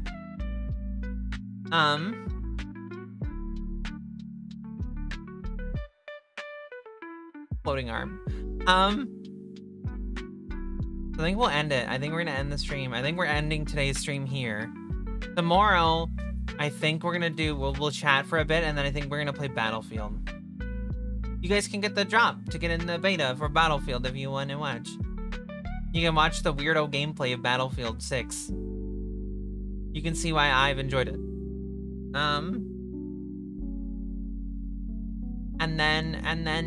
And maybe there'll be new stuff in the second beta. Who knows? We'll check it out together. And yeah. And then I think I'm gonna stream on Friday because we didn't stream Monday or Tuesday. We can have more fun. But yeah. I hope you guys enjoyed it tonight. Today. I hope you guys enjoyed today. I hope you guys get a lot of good rest tonight. And then